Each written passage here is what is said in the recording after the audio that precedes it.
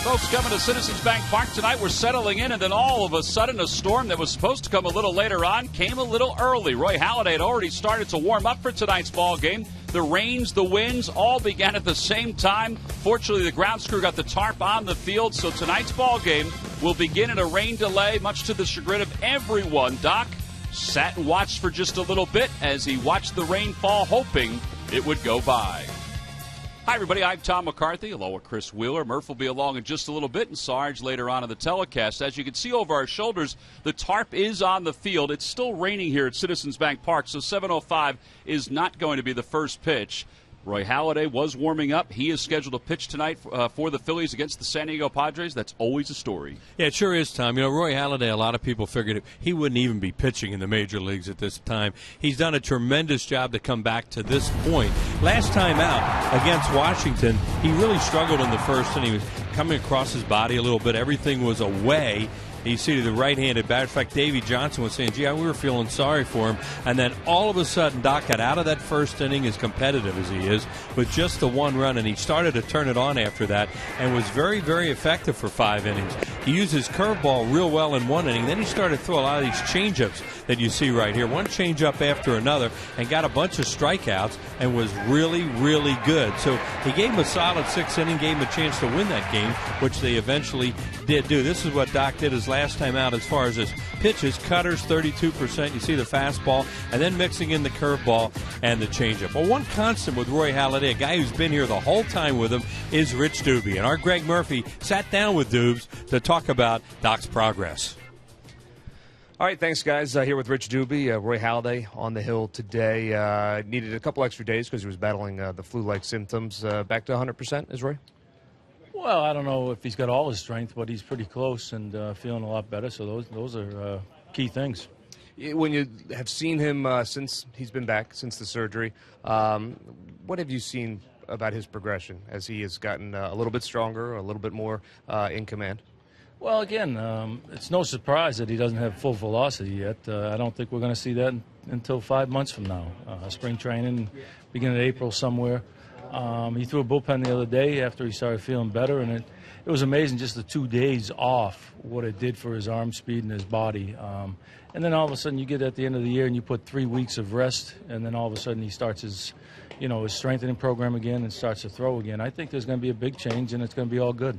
What do you think can be best-case scenario? I know it's hard to predict where a guy's going to end up when he's coming back from injury, but just based on what you know about Roy and what you know about his work ethic, where do you think he can be when the season begins, when spring training begins next year? Well, again, with his wisdom, with his knowledge on the mound, and I think, again, with the added rest and the time to recover and the time to gain more strength in the offseason, I think what you're going to see is a very competitive pitcher. You put together, again, with his ability to know how to pitch, his full repertoire with the changeup, curveball, cutter, and fastball. And, again, as he gets more time on the mound, the confidence is going to come back. You've seen games where he started out a little bit slow, not sure where his arm slot is.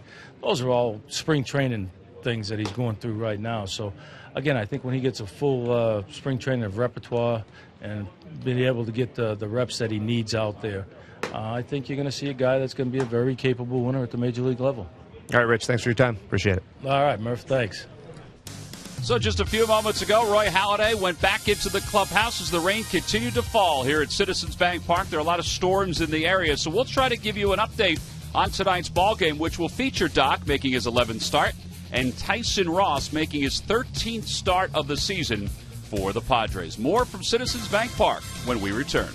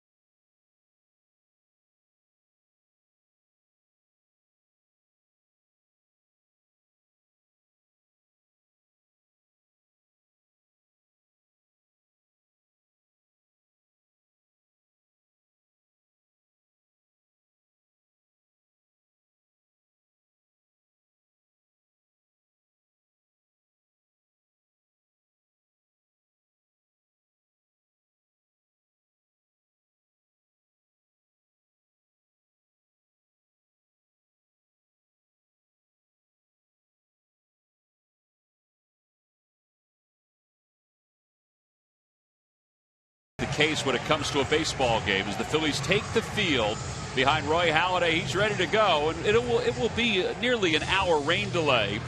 They do expect some other storms, but later on in the evening, which is great. Doc is just about ready to warm up. Murph, what are they expecting from Roy Halladay tonight? Well, Ryan Sandberg was asked about that before today's game, and he said no real restrictions. Obviously, he had 2 extra days of rest because he was battling those flu-like symptoms, but Ryan said he thinks he's back to feeling full strength, and he expects him to go out there. And what he is looking for is for him to build on his last couple of starts. Ryan's saying that he has seen improvement over those last couple of starts. Each time he goes back out there doing something a little bit better. That's what they're looking for tonight. And he said the best thing about Roy Halladay being on the hill is that the competitive spirit that he brings, he says the entire team feels that and feeds off of it, and he expects to see that tonight as well. Well, it'll be great to see. They're very optimistic based on his bullpen session that he's going to be strong here tonight. Let's take a look at the Padres starting lineup. It's brought to you by Xfinity, your home for the most live sports. Leading it off in right field, Will Venable. Alexi Amarista, the center fielder, bats second. Jed Jerko, the second baseman, hits third, followed by Chase Headley and Tommy Medica. Mark Kotze, the left fielder, bats sixth. In the bottom third of Cedeno, Hundley, and Tyson Ross, the starting pitcher for the Padres. And there's Doc, 3-4 this year, 7.19 ERA, making his 11th start of the year.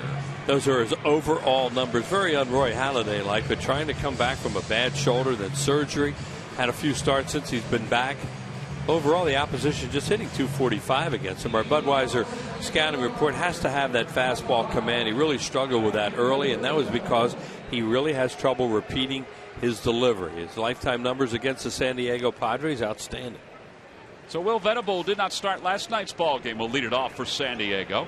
He is 1 for 6 in this series. He did pinch hit last night. Just about 8 o'clock. In fact, it now is 8 p.m. Eastern time, and we're underway. The count is 1 ball and no strikes. Last start, Halladay threw 29 pitches in the first inning against the Washington Nationals. Was really struggling with his command, but then figured it out. At one point, he retired 12 of 13 hitters. Well, the key to that game, of course, was only 1 run in the first inning. That ball's ripped to deep right field, and it is gone. The Padres take a 1-0 lead. It's the 16th run that Doc has allowed this year in the first inning of a ball game. First inning earned run average 13.50 with a .431 on base percentage for the opposition in the first inning, and that ERA just went up a little bit. Missed away with 2 fastballs and then came in or down the middle with the third. Let's see where it is. Oh boy, middle in. Looked like he tried to cut a little bit, never got it in on him. And Venable, who's had a heck of a year power-wise, hits it out of the ballpark. His 22nd home run. Here's Amarista, and he takes inside corner for a strike. It's 0-1. Well, that's why they signed him to a 2-year contract extension. They figure they get him at the right time. Out towards center. Cesar Hernandez is there. 1 away.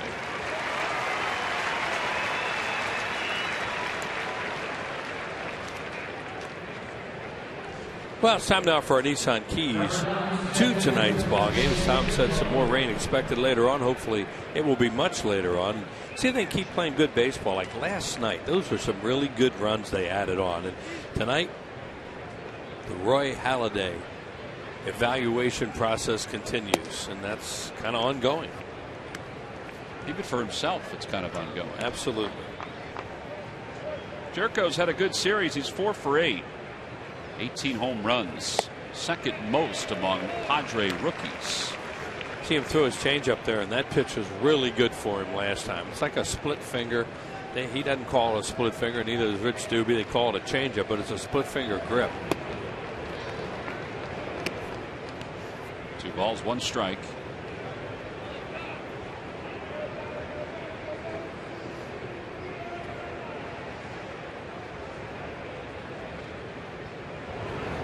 Jerko will be followed by Chase Headley. Folks talking all around the league about the Rookie of the Year award and about Puig and about Jose Fernandez. Well, you can't discount the year Jerko's had, although his average is .247. Ruiz hangs on. That's a strikeout. He caught the foul tip, and there are 2 outs. And there was that tumbling changeup. He threw him a couple in that at bat. and threw a cutter before that for a strike, and then strikes him out with a changeup. Watch it tumble. He splits his fingers there and dives, and that is a tremendous pitch for him still. Pretty good sell right there by Carlos Ruiz. The ball looked like it was squirting out of his glove, but he just hung on. Yeah, he did.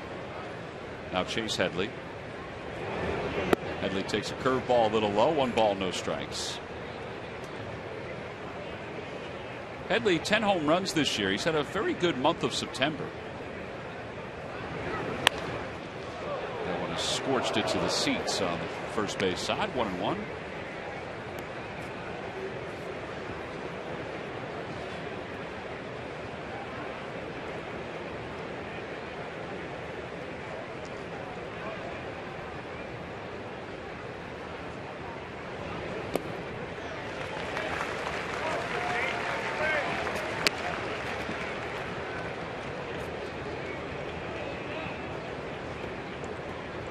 Could probably see a lot of that pitch with him right now. His velocity is, he doesn't have that heavy sinker that he had, and that changeup is a pitch that goes down in the zone. That one just missed. Halladay thought it got the outside part of the plate. It was a changeup, and now it's 2-2. Here it is. This one's up a little bit and it sails, and it's outside.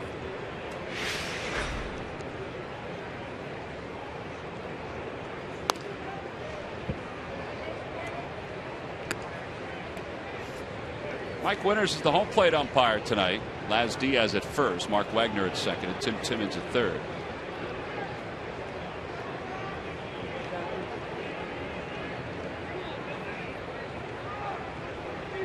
Two-two pitch. Oh, It may have got a piece of him. It did. It's a thing. He just doesn't have command of his pitches as he did at one time, and that's an amazing number of hit batters now. 9 for him this year. Not that many innings. Like he threw a fastball or a cutter here because it's chasing him.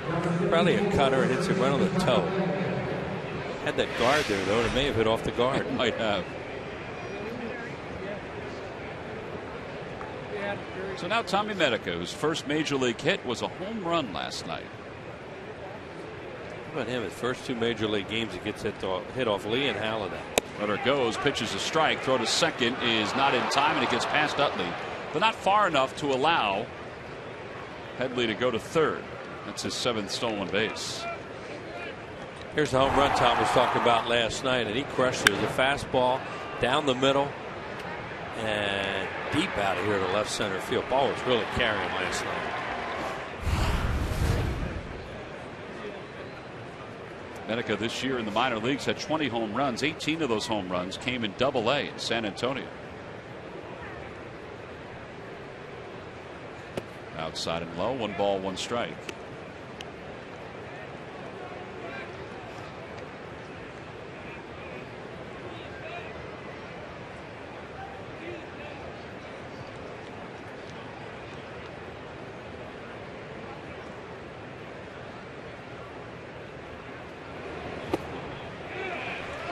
Keep throwing that thing. He'll throw it to right-handed hitters, left-handed hitters, because it is effective. And you notice the swings and misses he's getting here in the first inning or on his changeup.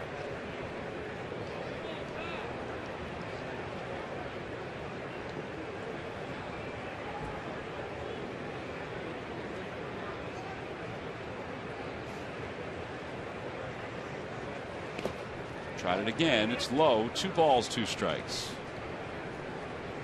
Carlos Ruiz making sure that didn't get too far away. 20 pitches here in the first. 1 run is in. The home run by Will Venable, his 9th career leadoff home run.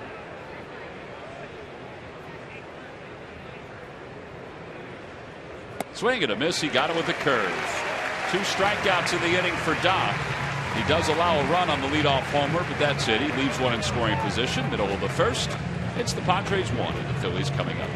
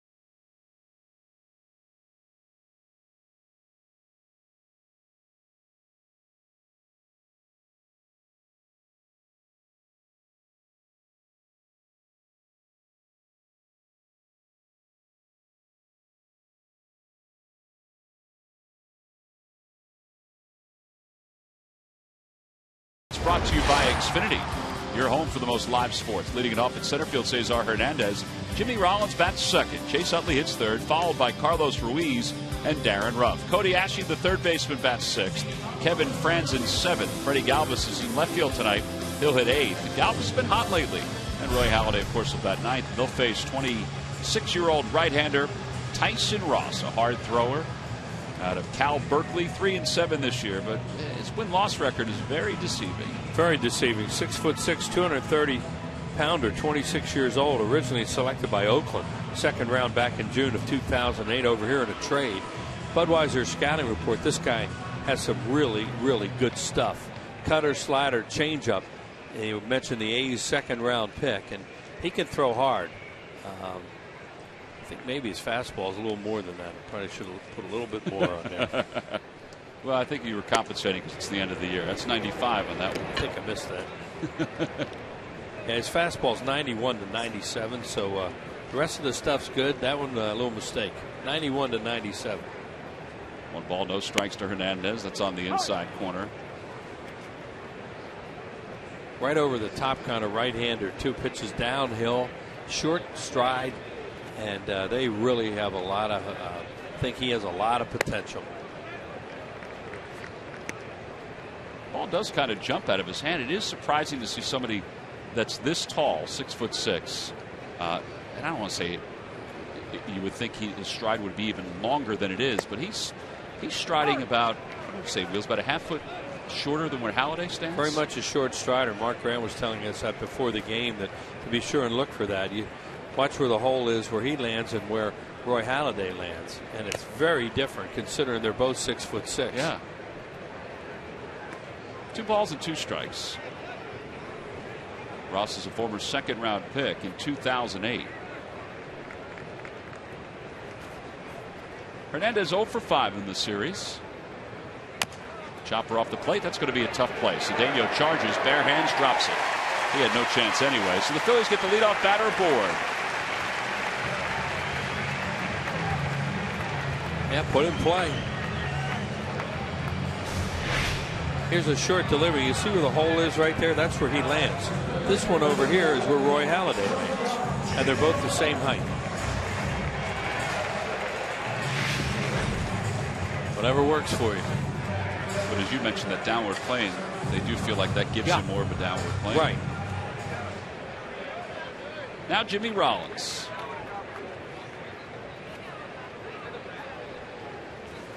Rollins 244 with 6 homers and 37 runs batted in. Ryan Sandberg talking about this before the game about Jimmy in the 2-hole. They should really like to hit here for this reason. If you can get the leadoff guy on, like I say, saw Hernandez, he goes through some signs there. It's that big hole on the right side to shoot through. And the odds are you'll get some fastballs to hit too. Sandberg pointed out I hit 2 on my career and I loved it.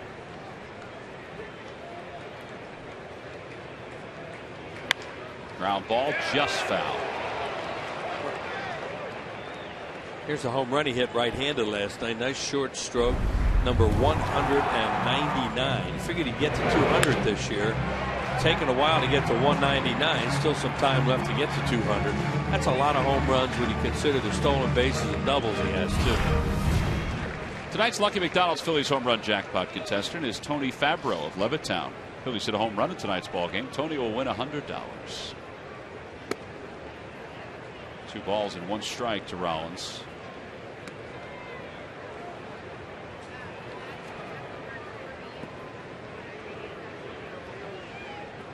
The amount of ABs for Rollins, he's hoping isn't as long to get to number 200 as it was to get from 198 to 199. Well, if it is, he won't have it this year. It'll be a next year thing. 3 balls, 1 strike. Boy, what a good count right now for him to look for a fastball in an area. If you don't get it, take it. And then they may run on the count. May run anyway here.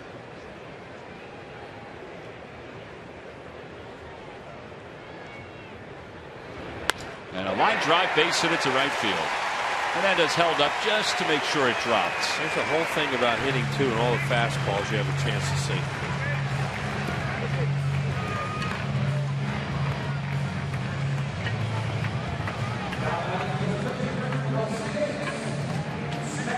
Rollins and Laz Diaz have been laughing a lot during the series. Laz is a very personable guy, the first base umpire. So now Chase Utley. Utley has hit in 3 consecutive ball games. He did not play in last night's game. He's averaging .276 with 16 home runs.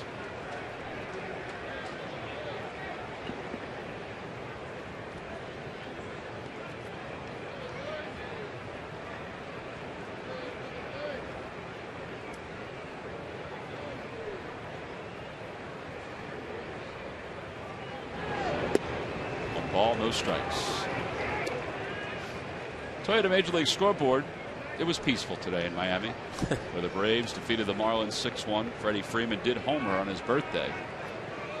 3 hits overall. The magic number for the Braves is down to 6 to clinch the East. They had some stuff going on last night. Seemed like everything was okay today, though, because Jose Fernandez apologized after the game. Right. Whoa! Off the glove of Hundley, and that means Hernandez and Rollins will move up. Boy, his ball is exploding. 6 wild pitches for him, and that one really took off. Be tough to give him a pass ball. Yeah, it's a tough pass ball. I mean, but set up inside, the guy throws it 98 miles an hour away. Did get leather on it. That's really a tough pass ball when you think how much he missed his target by. That's why sometimes with catchers, you go, how did he catch that thing? How quick they can be. Now a base hit, and the Phillies could take the lead here in the bottom of the first. Ground ball, and they can at least tie it. Ground ball to the middle of the diamond. So what you want to do right here, you got to give me RBI. What Chase is trying to think is pull the ball, get one in, get another one over, get him in. Chase has had a good homestand, and he rips it into right field. That'll drop for a base hit. Hernandez scores. Rollins stops at third. It's a 1-1 game on the RBI by Chase Utley. It's one of those. Play the game the right way, and sometimes you get more. And that's exactly what Chase Utley did there. He's thinking about pulling the ball, and he not only pulls it, but he puts it in a perfect spot and gets a line drive base hit out of it. A lot of fastballs in this first inning, a low fastball. He loves that ball down there just like Jimmy Rollins does. And he could have lined it right at the second baseman, could have lined it right at the right fielder, but put it right between them. And the Phillies are in real good shape here in the first inning. Darren Balsley, the pitching coach, comes out very quickly, very early, I should say. 4th batter into the bottom of the first. Well, they may be talking about we better mix them up a little more because they're throwing a lot of fastballs here in this first inning, and they're hitting. During the 2013 season, Turkey Hill will contribute $100 for each Phillies victory and 5 cents for each carton of Phillies Grand Slam ice cream, sold to support the Phillies youth baseball and softball programs.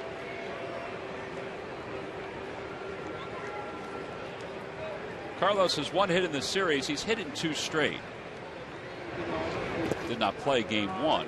Cameron Rupp made his major league debut. Played last night. Threw a slider. And then you figure that's what Balsley, one of the things that he's going to talk about. When you see a guy get his fastball getting hit like this, normally the pitching coach is going to say, we got to go a little softer in some areas here and see if we can get them off this fastball a little bit.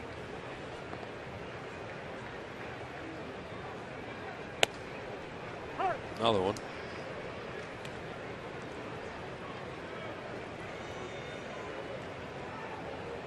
He'll run a lot of ways right now. Double play ball even gets you a run. Carlos has been red hot with runners in scoring position. He has first and third. Rollins at third. Utley at first. Up and away, 2-1. I guess they listened to him, huh? 3 straight sliders. But now he's in sort of a fastball count. Yeah, it's all well and good if you can work in it. I think more than anything, they want him to try and mix in a few more.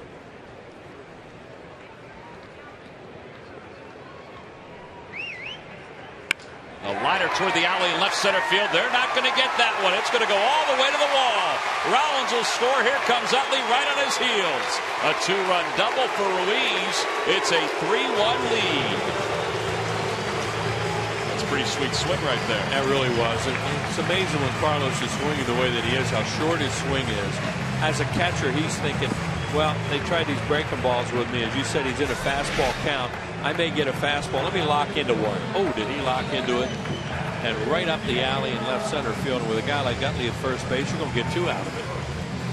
I mean, 2 runs. And Jimmy tagging up just in case. Whatever. Jimmy's at third tagging up, and Utley is just Yeah. speeding around the bases. Yeah, there was no way that was going to be a sac fly, but you know, you got to make sure.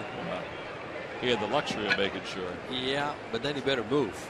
Here's Darren Ruff, and Ruff lines one toward the hole. Base hit it to left field. Ruiz will hold up at third. No reason to take a chance. Already up 3-1 with nobody out, and Ashe coming up against a right-hander. Well, this guy, you can understand that he's been very successful at times this year, but tonight his fastball's right in the middle of the plate, and it's hard. And major league hitters, if this is the perfect example, if you can't throw it hard enough for him, if you throw it down the middle, it's this inning that you're watching.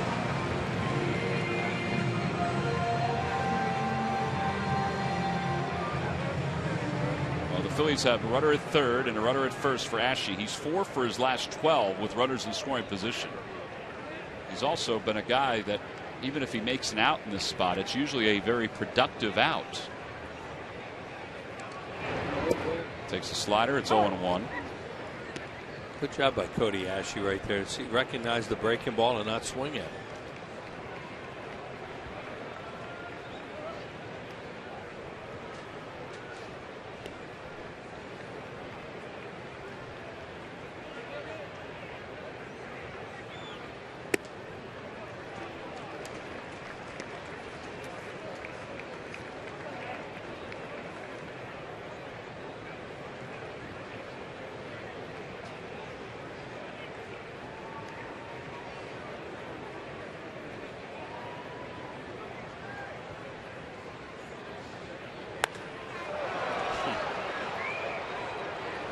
Way out in front of another breaking ball. They wanted him to throw some more breaking balls, but then he got behind to Ruiz to a fastball. Now, in this case, he's gotten ahead with a couple of them. 22 pitches already, and 10 and 22. But some of those strikes are not good strikes as they've been fastballs in the middle of the plate.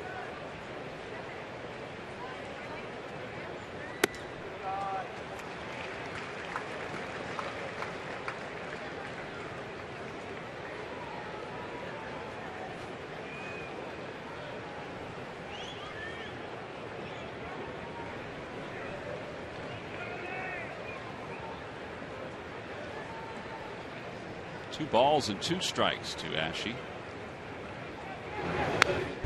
Fouls it back. It remains 2-2. Well, now he's up to 24 pitches in this inning. Yeah, a young pitcher too. I'm sure they're watching him closely at this point in the season. Oh, they already have somebody up. You know he's not going to have a long night at this rate, no matter what happens. Anthony Bass, who has been a starter before. Yeah, they may just think, well, it's not his night. Change up, and it's 3-2. Wow. 2-2 change up. I think they're just trying anything at this point. Yeah, but that's, as you talk about getting to a fastball count. Oh, do they get one now? To get one now. Now, maybe they won't throw it, but that's a real trap for a young pitcher.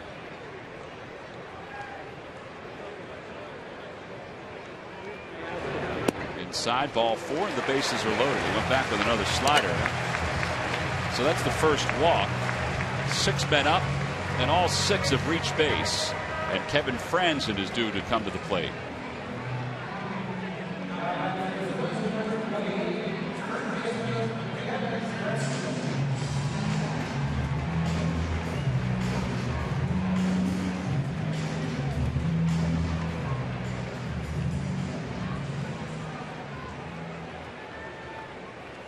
Kevin said to me before the ball game, he said, hey, did you see all the highlights, the top 10s I made all around the country last night? And I laughed because it was him at the plate and guys making plays on balls he hit. Like the one in left field by Guzman, and the one in particular, the ground ball towards short that Ronnie Cedeno dove for and threw from his backside to get him at first. Yeah, they did make some good plays on him. So he was all over TV last night and today. Not for the reasons he wants. No. Right now he could get all over TV, puts one in the seats. In the dirt, gets away from Hundley, but not too far. Ruiz holds up at third. Boy, that was a tremendous play. guy looks very confused out there right now. They were really bragging on him tonight about what a good job he's done. But he has no command of anything, and his catcher really saved him there.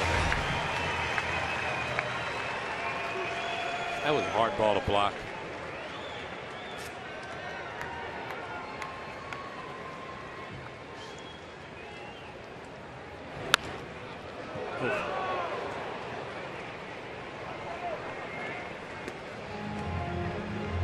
Stephanie got in front of that one. Hope she's all right. She's okay. I think she's got a smile on her face. Took a bad hop.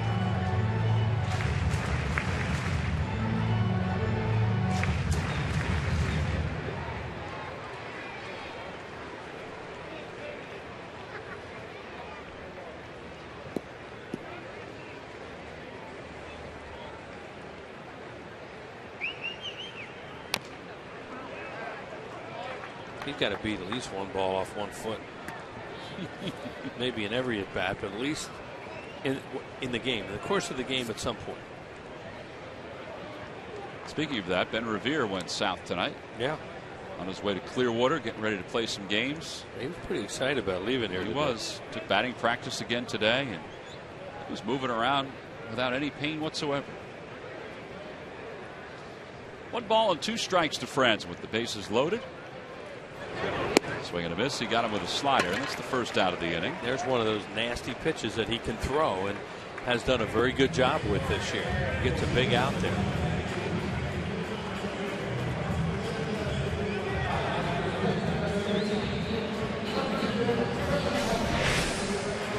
This was also earlier today. Dominic Brown was out stretching, doing his normal routine, which is a good thing. He was out shagging some fly balls. Still a few days away, though. They want to make sure that that Achilles is 100%. Took batting practice for the first time since they shut him down. I think his swing was pretty good. Galvis takes outside, 1-0. At the bottom of the order now, and you really want to get more out of this. Bases loaded, 3 runs in. Now 1 out.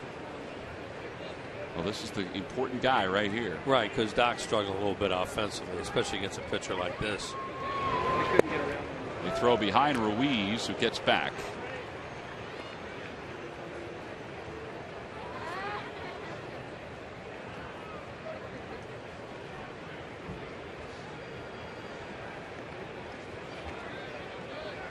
See, this guy has the ability all of a sudden to strike some hitters out.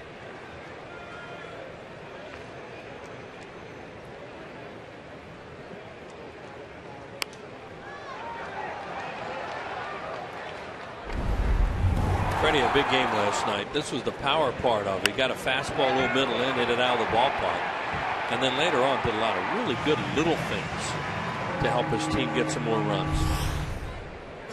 Well, he needs to do some little things, maybe some big things right here to get some runs. They're really happy with him the way he executed that contact play. Yep.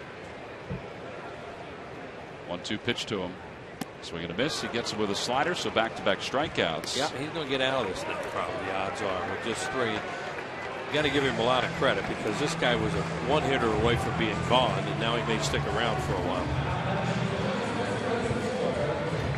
Boy, he has a nasty breaking ball. All of a sudden, if he gets ahead, and that was the thing, he wasn't getting ahead because they were wailing on that fastball early. Doc 0 for 15 with 14 Ks this year. The man is due. He's overdue. Outside corner, 0-1. Squirt one down the first baseline.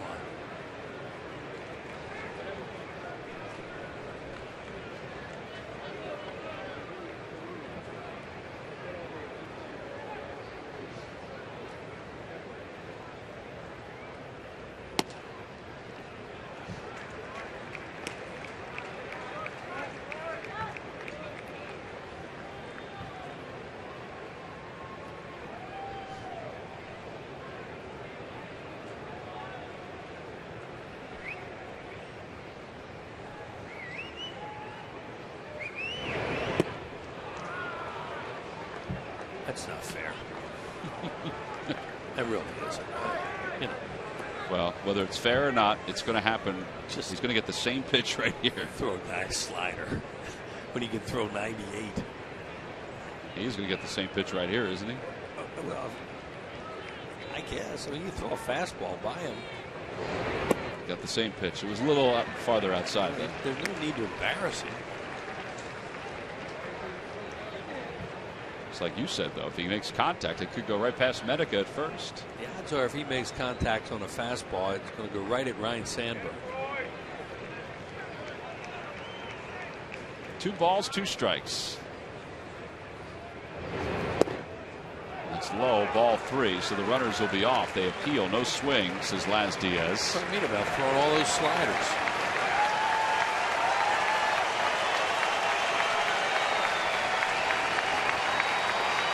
.40 pitches.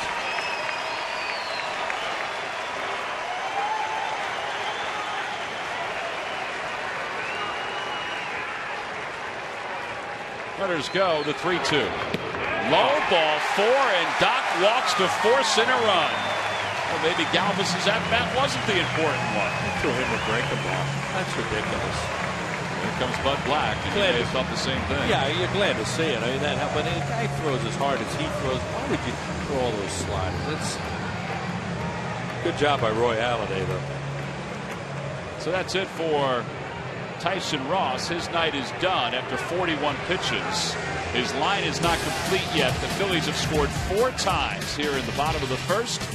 They've taken a 4-1 lead. AT&T called the bullpen.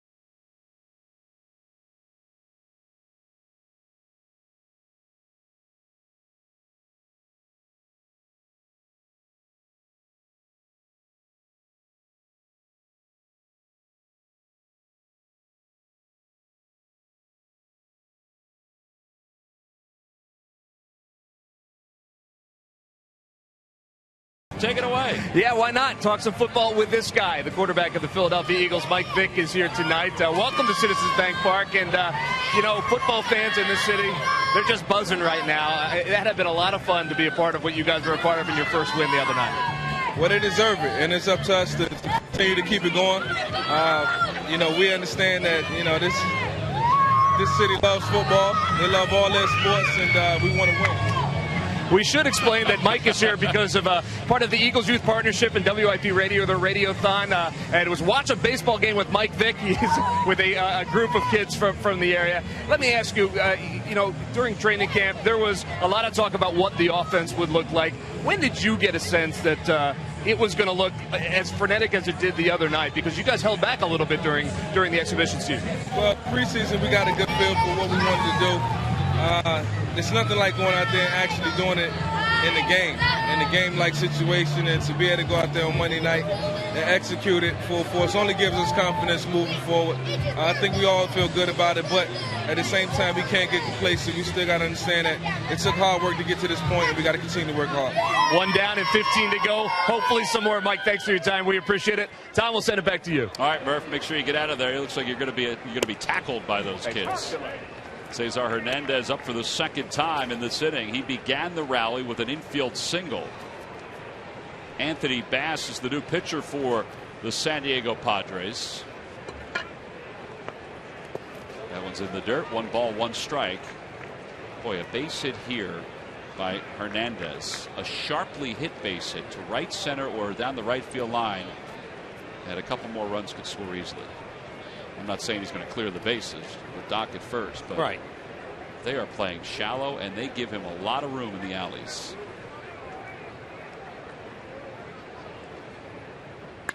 There he goes. Right to right center field. That's going to split the gap, and it's going to trickle to the warning track. 2-run score. They're going to wave Halladay home. Oh, the throw to the plate on one hop, and he is out. Well, Doc did his best trying to get around from first. He is as well-conditioned an athlete as you will find. But the Phillies have busted it open to score 6 runs here in the bottom of the first, and now they'll give Halladay a few moments to catch his breath. Cesar Hernandez, an infield hit and an RBI double, a 2-run double. He began the rally, then Rollins followed, then Chase Utley followed Jimmy Rollins. The hits just kept on coming. Ruiz to the left center field gap. That was a sweet swing. And then Halladay, a perfect eye at the plate to help this inning along, and the Phils lead it by 5.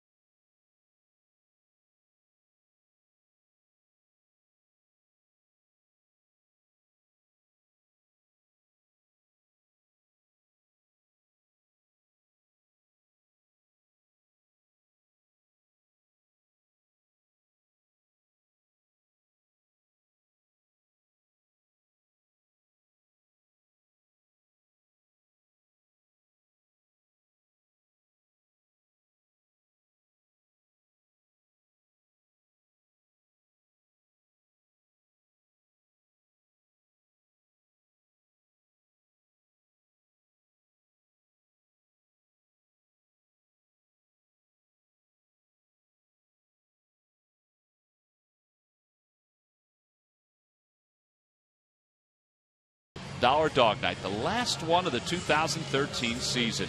You can get tickets for all 3 ball games by going to Phillies.com.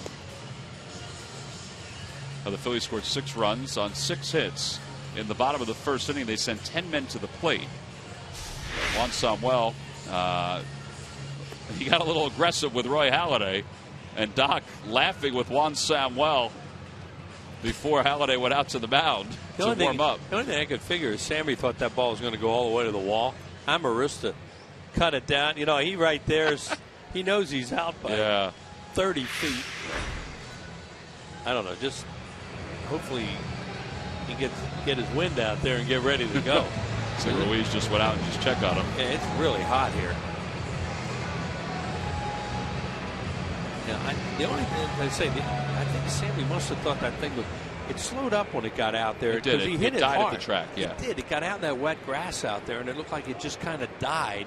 It appeared it was hit hard enough it was going to go all the way to the wall, and then he could have scored him pretty easy. Well, I don't say it would have been easy, but he could have scored. Here's Mark Kotsay here in the second, and Kotsay takes a strike. Kotsay, the veteran, a 196 hitter, 3 for 17 lifetime against Doc.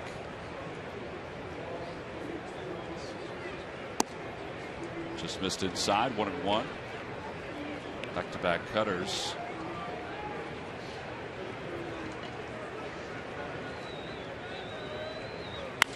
Out towards second. Utley gets to it, stays down, has time, 1 away. One of the reasons maybe Kotsay's hitting 196. Not going to get too many breaks. That was a base hit off the bat and a really good play by Utley.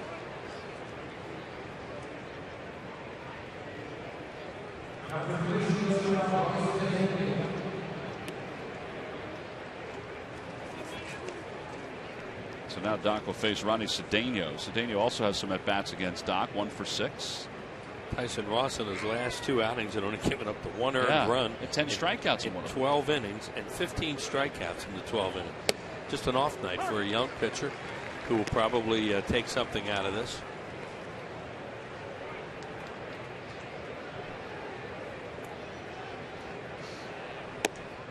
Just outside, 1-1. Well, you can see why he could strike hitters out.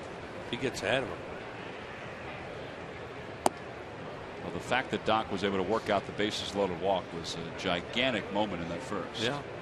Instead of a 3-run first inning, turns into 6 runs.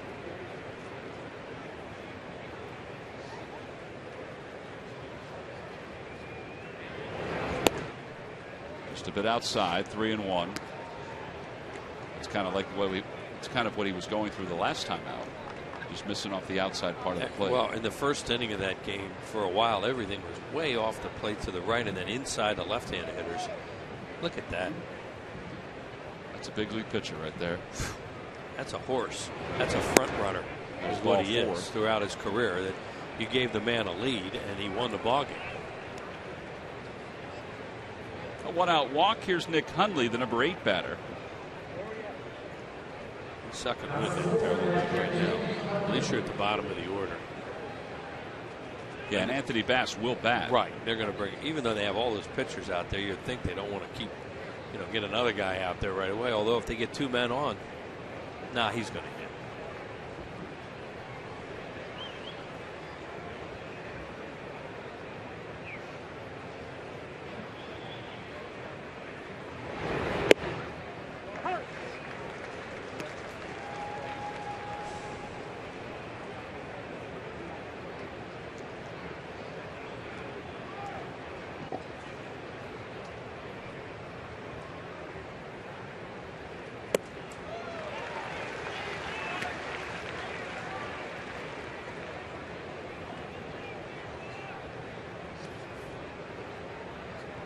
Watch Halliday's monitor from that center field camera. A lot of times it goes straight down. Other times it'll jump like that one did.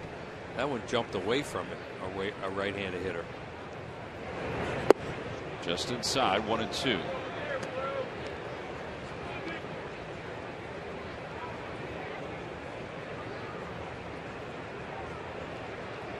It's going to be interesting to see what he's able to do with the offseason. Whether he's able to get back to, let's say, 90 miles an hour with a sinker. Yeah. So that's 87 miles an hour right there, and that looked to be the sinker, not the cutter. Right.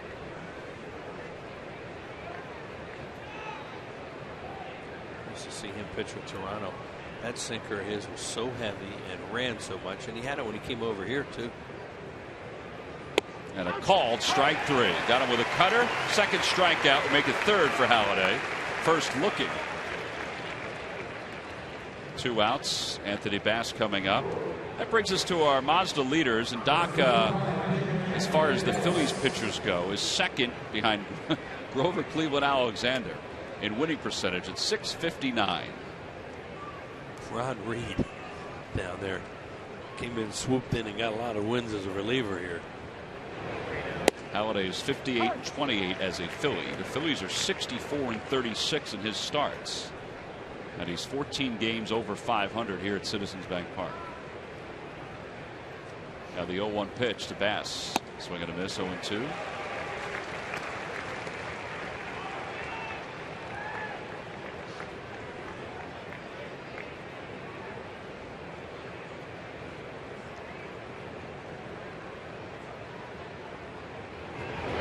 Got it. A curveball. Bass walks away. Once he's out of the circle, he's completed the at-bat. 4 strikeouts for Halladay, no runs, no hits, and 1 man left. He has a 5-run lead. Let's see if the Phillies can get him some more when we come back.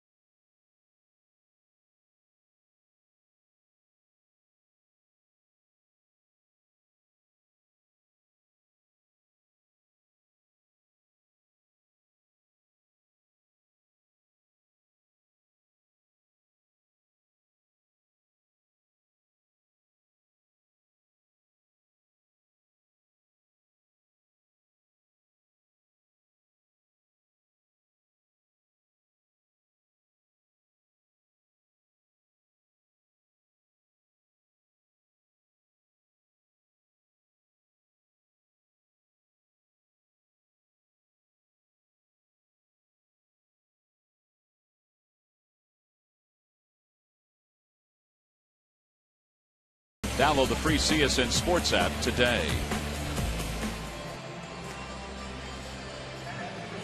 Bottom of the second, 6-1 Phillies. Jimmy Rollins, Chase Utley, Carlos Ruiz. Rollins singled his last time up. It was part of that 6-run first inning against Tyson Ross, who's out after 2/3. He allowed 5 hits, and he's charged with all 6 runs.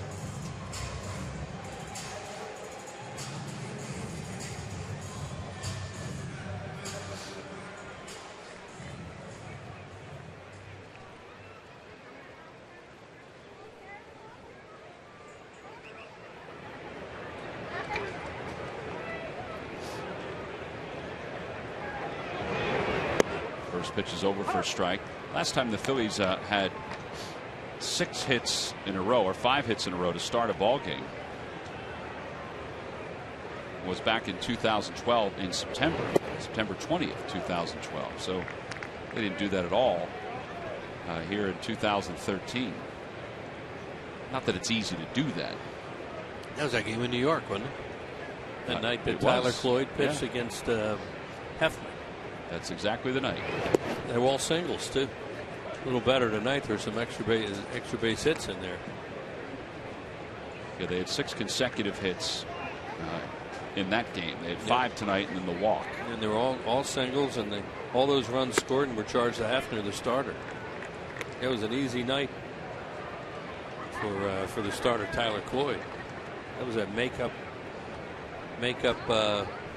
doubleheader he had to play. Rollins pulls it toward first on 1 hop. There's 1 away.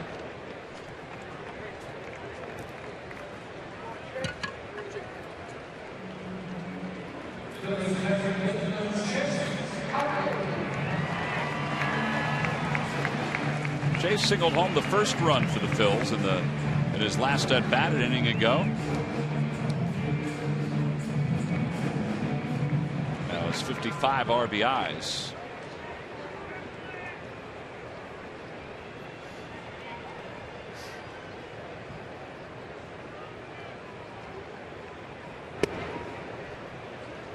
Real good at bat he had in the first inning, just trying to get a runner over, get another one in, or get one in, get another one over by pulling the ball to the right side and gets a line drive base hit.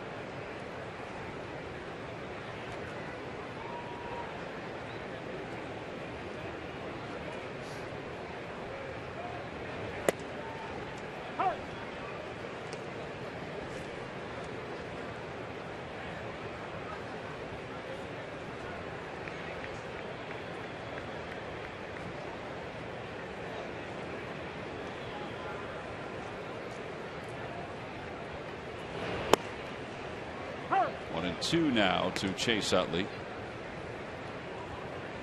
With that base hit that Chase picked up, it means he's hit it 4 straight. He's also 10 for 23 on this homestand.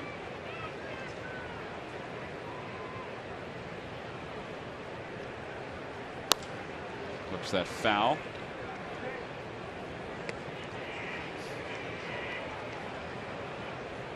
The guy was on his toes. Stephanie bobbled it for a moment. He was there to scoop it on up. She's okay with that, though. Been busy down there early in this game. Oh, yeah.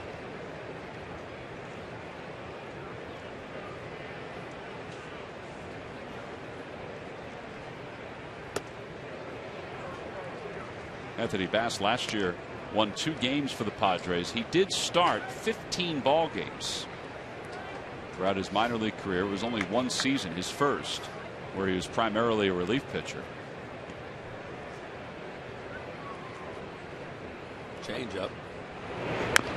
Utley had asked for time but wasn't granted, and then settled back in.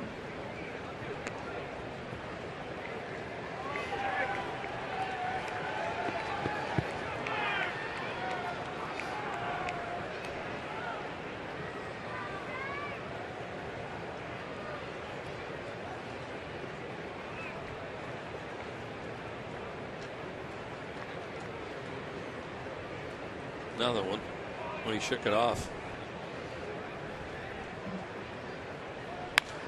Utley hits gets it to center field. Amarista is back on it, and he makes the catch.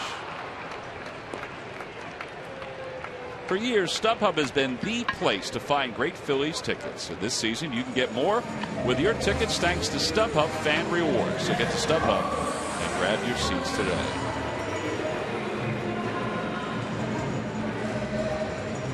Carlos had a 2-run double his first time up. He now has 14 doubles.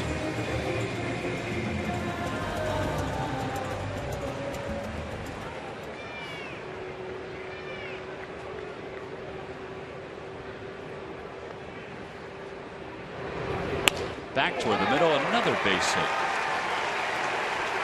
Well, I think Carlos Ruiz has become one of the most interesting people in a Phillies uniform over the last several weeks. Just because the fact that he's a free agent at the end of this year, and he is swinging the bat as well now as he did last year when he had his career year. Wouldn't you agree with that? Oh, absolutely. And he's hitting it hard. He's hitting it all over the place. His swing is short.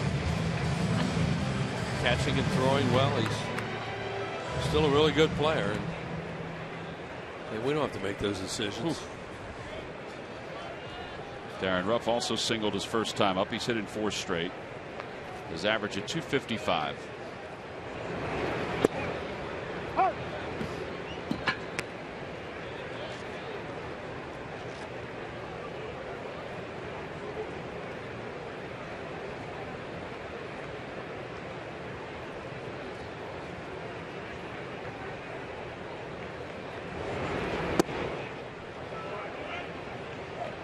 Darren Ruff, some of the success he's been having lately, he's running a lot more deep counts. You saw in the game the other night, he ran 3-3-2 counts. Something you noticed in him last year when he was up, that he was very patient, ran a lot of deep counts. This year, more anxious, getting behind in the count and then chasing breaking balls.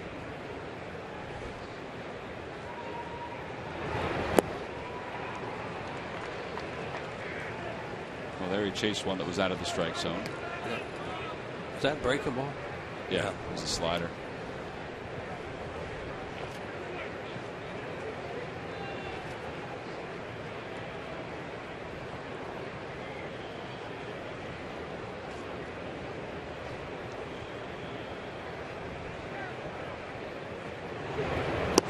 Another breaking pitch, and he's down on strike, so the side is retired. No runs, 1 hit, and 1 man left here in the bottom of the second. We go to the top of the third. The top of the order is due up for the Padres.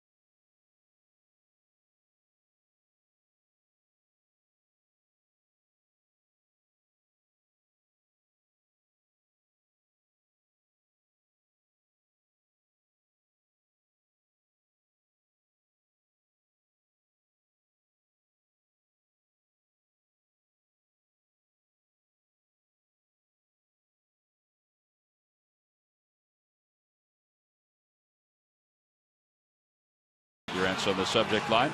All right, Wills, here's the question. What Padre holds the single-season club record for being hit by a pitch 13 times in 1977? 17. What do you have, 13? 17. 17 times in 2012. Not that it matters. No, I guess the old record was 13 times in 77. The record was broken last year.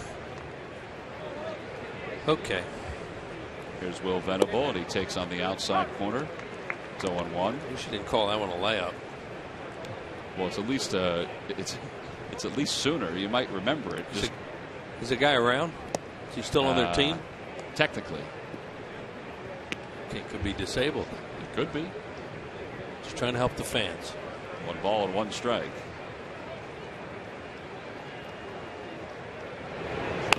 Ground ball to the right side.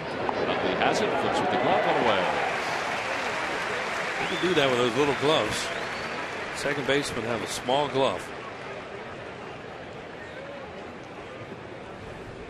Chase has that Marucci glove that he uses. Very popular brand. It was a very popular bat, and now they're expanding.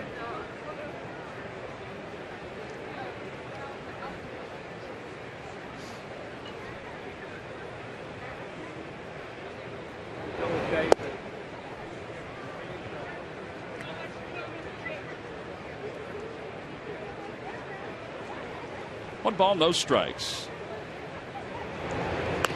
Over to first. That's a foul ball.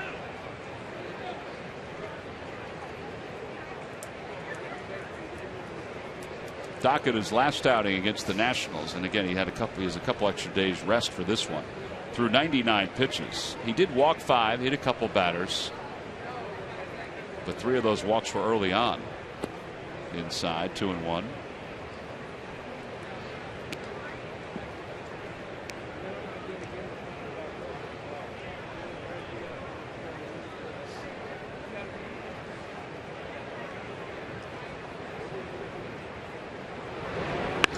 Off the hands, and Freddie Galvis got a really good jump on that. He was out shagging fly balls today during batting practice. That seems to be the best time to do it. He can take all the fly balls he wants off the bat of Juan Samuel when he's out behind second base. But you know, out there during batting practice, he can see the angle, the movement, the slice, everything. Right, and the way that one did right there. And you know, he's just such a natural as a defensive player. Juan positions the outfielders. Left-handed hitter hits a ball like that, you're the left fielder, the odds are it's going to slice back towards you, and that's what he played it for, and it did. Jerko takes outside. You know, talking to Sammy about an infielder playing outfield, I mean, he did that. He was an infielder who moved to center field. He said it didn't go all that well in his eyes. No, he struggled with it. But he certainly has been able to help all 3 outfielders that are out there tonight make the transition from the infield to the outfield. Well, he can help them with some of the things he struggled with. Ground ball back toward the middle. Rollins, long way to go. He can't get there. And Jericho's aboard. The only way he could make a play on that was he was going to go into a slide, pop up, and try and throw him out. And he still wasn't going to get him, I don't think, because they were playing him to pull. He was way over in the hole.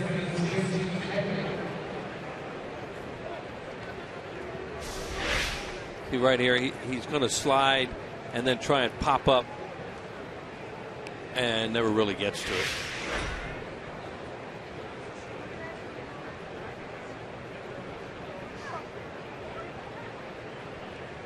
He's probably going to need a new pair of pants, though. They're probably soggy right now. They're probably a little wet. Chase Headley is up. He was hit by a pitch his first time up. He lofts one to shallow right. Ruff is there. And Doc is through the 3rd inning. No runs. A seeing eye hit. 1 man left. Bottom of the 3rd. Phillies on top 6-1 over the Padres.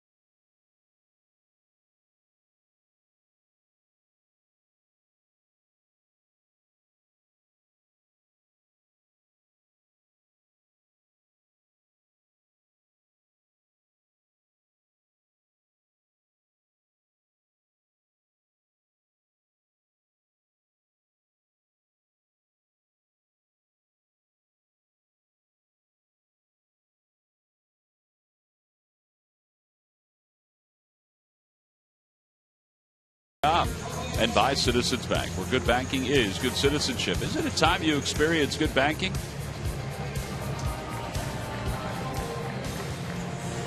Home half of the third. Phillies up 6-1. And it'll be Ashe, Franzen, and Freddie Galvis against Anthony Bass, the reliever, on in relief of Tyson Ross. Phillies find themselves in third place in the National League East. A win tonight, and they'll inch farther away from the New York Mets, who are in fourth, because the Mets ran into the team the Phillies will face tomorrow, the Washington Nationals, who all of a sudden have found something. They're hot. I don't know if it's the schedule. They found the right schedule or not, but they've won 6 straight. Hitting a lot of home runs. The pitching's been really good, and the Phillies are going to get their big 3 this weekend too.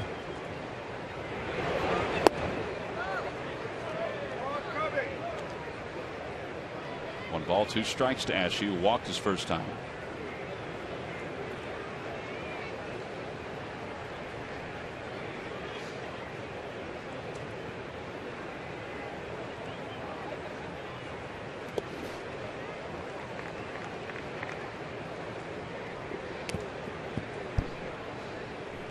The other team that's red hot, and they're off tonight, are the Kansas City Royals. How about what they've been able to do? You know, that's a team that were here right at the beginning of the season. I thought they're going to really contend this year. They have a good-looking team, good pitching, and it all fell apart for them early. Ashe is struck out, so 1 out here in the third. Back-to-back strikeouts for Bass. This guy's using his breaking ball really well. He has a real diver. Things diving out of the strike zone, and they're swinging over it. That'll bring Kevin Franzen to the plate. Well, the Rangers and the Rays lead the wild card in the American League. Well, the Yankees are a game back. The Yankees are leading Baltimore 2-0 right now. Baltimore's a game and a half back. So is Cleveland. Cleveland's leading the White Sox 5-1. And then the Royals 2 back. Everybody made such a big deal out of the trade Will Myers from the Royals to the Rays. He's had a nice year. But James Shields has been outstanding for the Royals. And Franzen's aboard with a 1-out single.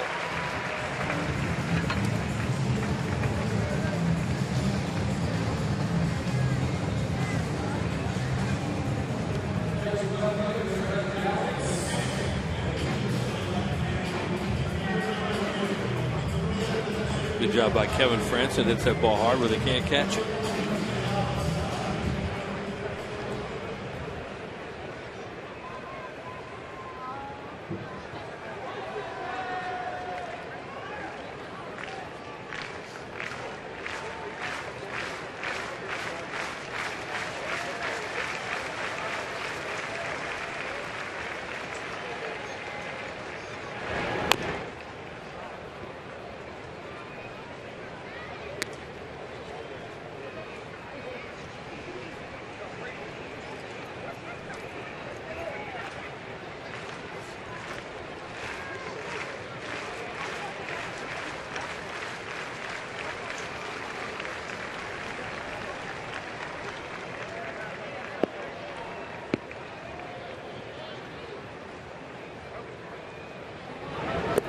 Dirt 1-1 to Galvis.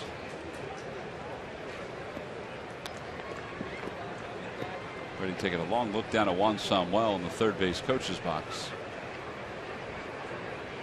Franzen does not run well over at first. The only thing this could be is if they ever wanted to put a hit and run on, but it's a 1 ball and 1 strike at this point. Right.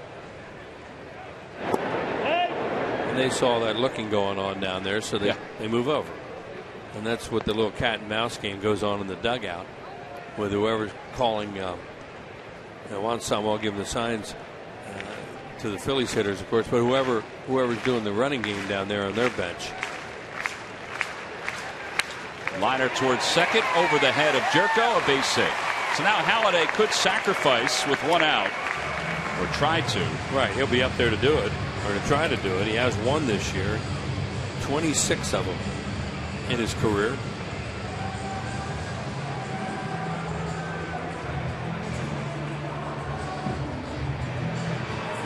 Yeah, they don't want to swing away here, because if he were to tap into a double play, then the inning's over. And the odds are he's not going to get a hit.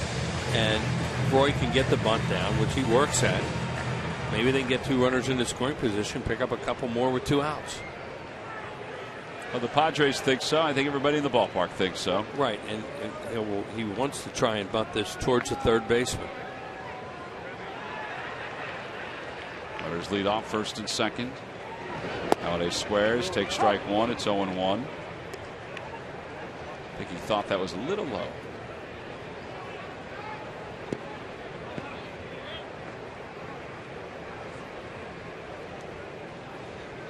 When a third base coach does what you see the signs down there, the only thing he would possibly do is do a takeoff. And the odds are he's not going to do that. He bunted at it, yeah. It's 0-2.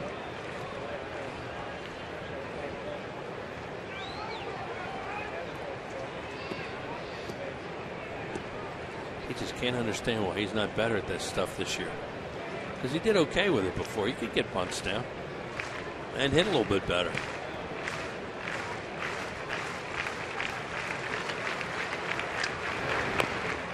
And he bunts it foul, so he's down on strikes. 2 outs with runners on first and second. Third strikeout for Bass.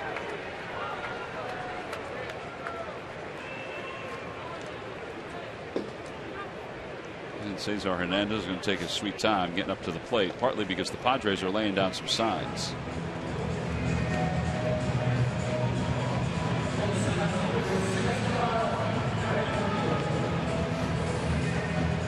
The video game that puts you in the owner's suite is now available free on an iPhone and iPad. Build your stadium and make the decisions to guide your team to the World Series. Download MLB Ballpark Empire free today. Data and usage rates may apply.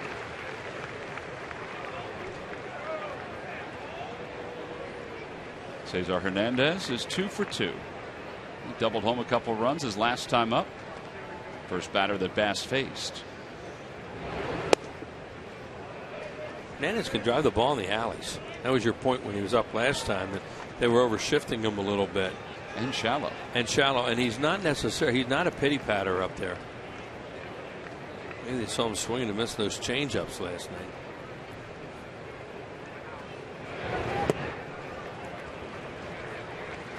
.309 this year in AAA. He just looks more comfortable left-handed too. Quicker.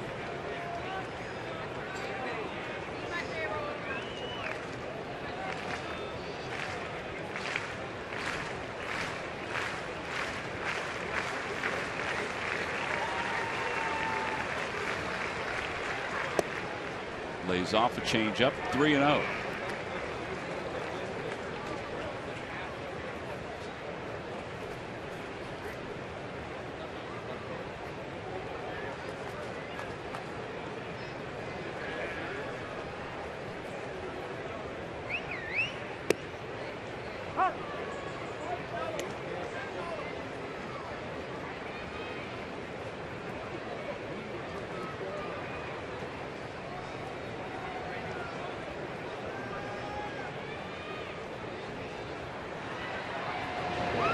Low ball 4. The bases are loaded. So Rollins will get an opportunity with the bases jammed here in the third, and that leads us to our Coors Light Cold Hard Fact of the night. Jimmy Rollins hit the first inside the park home run at both Citizens Bank Park and Petco Park in San Diego. Let's flash back and we'll show you the one at Petco. Watch where this ball goes. Hits down the line and then it shoots straight back. Watch this. Brian Giles didn't know what to do. It came around, and then Jimmy had stopped at third base and then waved him home right there because it came running right down the line. So that's the one at Petco. It's our Coors Light Cold Hard Fact, brought to you by Frost Brewed Coors Light. Both in the same year, the years the ballpark opened. Here's this one, the one here. Now this one's a little bit different. It got out there into that alley where the crazy carom. Yep. And he scored standing up on that one. That was on Father's Appreciation Day. As Hundley has that one bubble off his glove. It's 2-0. Rollins with 199 home runs. Boy, it would be perfect for anyone to hit a milestone grand slam. Yep. Going right-handed this park on the final day of the season. It was in 05, I think, or 6. Bo had been fired a day before that. So I remember we were kidding around about it. Well, Jimmy hit that one for him. 2 balls, no strikes to Rollins with the bases loaded. 3-0. And crossed his catcher up in the pitch before that, and they want to go out and talk about it because he said it popped out of his glove. Bud Black's in the dugout right now saying, you know, what am I going to do if my guys won't throw it over? It's the most helpless feeling in the world for a manager. Inside, ball 4. It's the second bases loaded walk of the night, and it forces in Franzen. It's a 7-1 Phillies lead.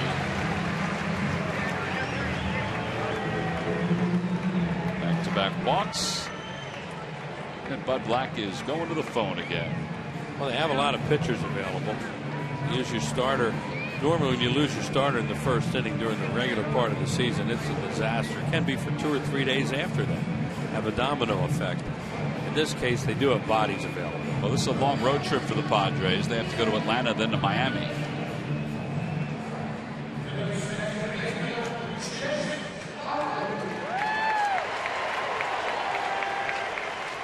Talk to guys in, you know, the run ball clubs, and they're down there watching this. It is the worst feeling in the world because what are you going to do? And they just start walking people. They'd rather see BBs all over the place than that.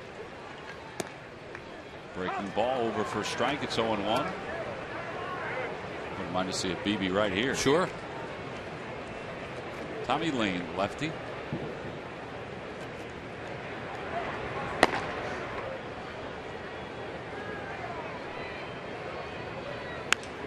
Had a play, and it's 0-2.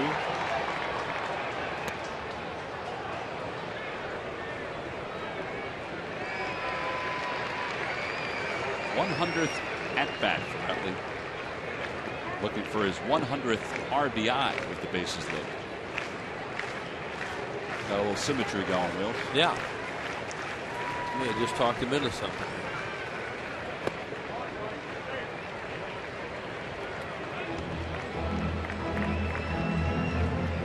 Mike Winters is holding up 1 ball and 2 strikes, but the scoreboard at this moment still has 0-0. Yeah, they have no count up there. It's all right. Just been a little glitch. Utley fouls it, stays alive. First start I worked over the scoreboard a long time at Veterans Stadium. Dan Baker was unbelievable with balls and strikes. I think it's a little different when they do it, but he had to do it manually. He never missed a pitch. It was incredible. Total concentration. It was. You know, normally, you know, a guy will run, so you're going to look and see what happens at second base. You forget what the pitch was. Uncanny.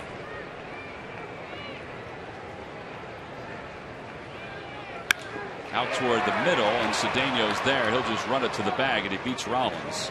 And the side is retired. Well, Utley did hit it hard, but the Phillies settle for just 1 run. We played 3. On to the 4th. 7-1 Phillies up.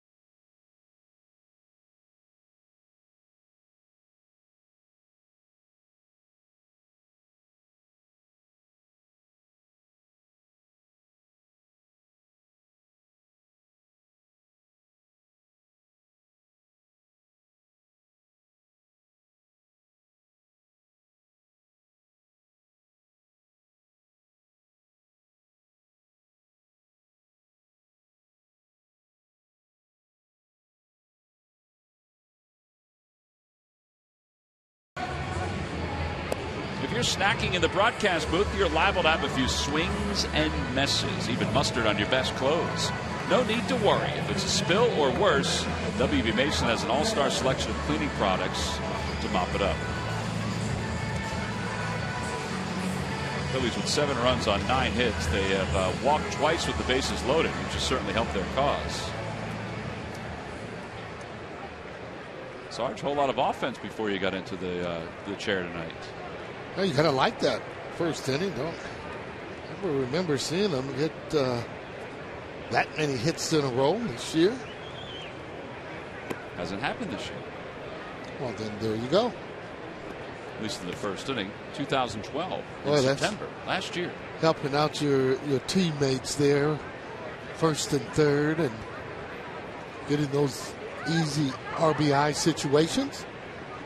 There's the 1-0 pitch to Medica. He takes a strike, 1-1.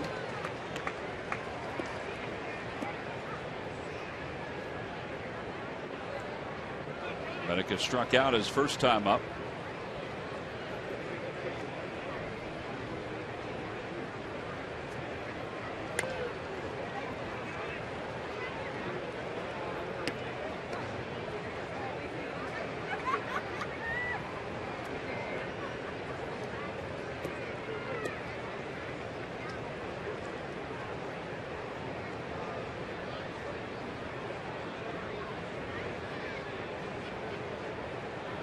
Got to make Doc feel pretty good there, getting those early runs. Takes a lot of pressure off of him, but still, though, been a little bit off there with his pitches as far as in the control.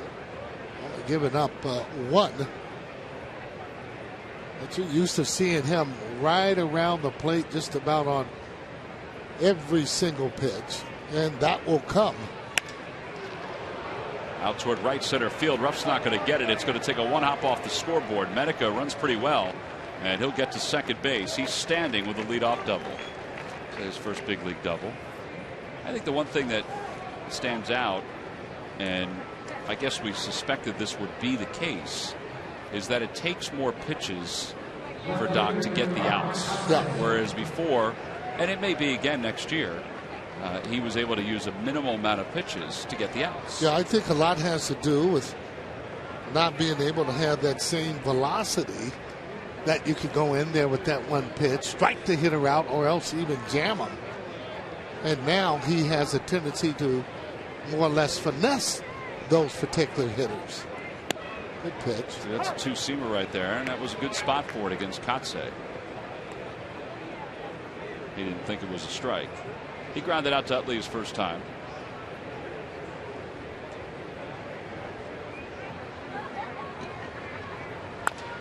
Fly ball, left field, not deep.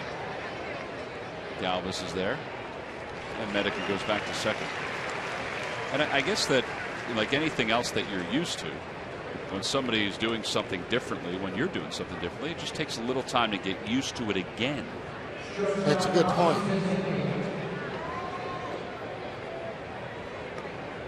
This is the percentage of pitches that he uses to get guys out. I mean, the cutter, which I'm a little surprised that I would have thought it was going to be the curveball and the changeup that would be higher in getting guys out. Wouldn't you? Well, I'm looking at the cutter and the fastball almost as being the same thing, as more a fastball, period. Yeah. So I would just think that would be higher. Any pitch that you would throw, 2-seamer, 4-seamer, one that would be more like fastball, the cutter. Then the off-speed pitches, he's mixing it in to be able to get them out off of those fastball and the cutter, if you will. Well, that's why I guess I thought it would be, because it's 2-strike percentage. The curveball and the changeup would be the lead dog in that race. Yeah. You know what I mean? Yeah. Okay. All right. Well, I mean, sure, I can see you. I can see the changeup or even the breaking pitch, but all those have to be set up on something that's hard. Right.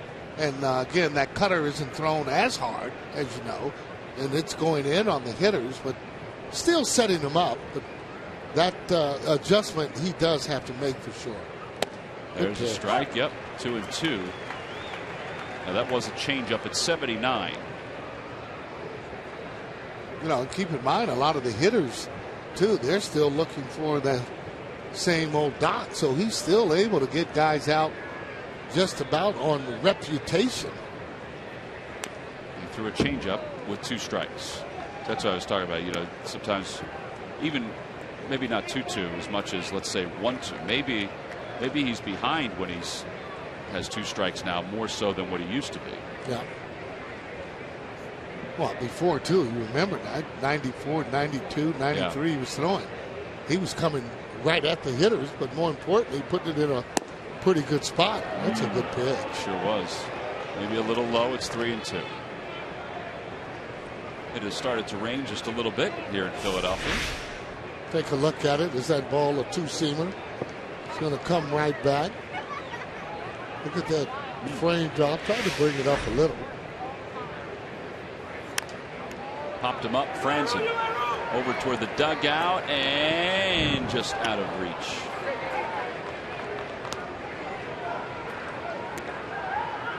Toyota Major League Scoreboard. Take a look at what's going on in Baltimore, where the Yankees lead the Orioles 4-0. Alfonso Soriano, Joe Girardi said, has been an unbelievable pickup. He's been a godsend. Oh, boy. Into the wild card race, and the Yankees are just a game back behind the Rays. The Yankees win tonight. Tampa's tied with the Red Sox right now in the 6th inning. They could wind up being tied with Tampa. Well, those Yankees find a way, some kind of way. And a called strike 3 and a curveball.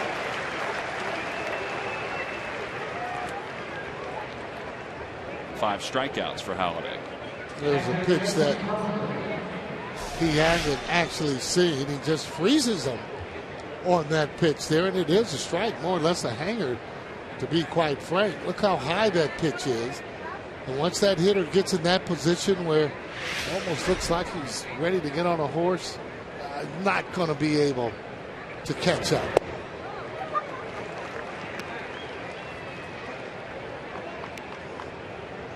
Now, that's what he means by saying, well, I'll learn how to pitch with what I have. And let's just face it, number ones who used to throw as hard as Doc, now you got to be able to hit your spots up and down. If he says he can do it, I mean, I got to believe he can. I was thinking the same thing. I would have to believe he can until he doesn't.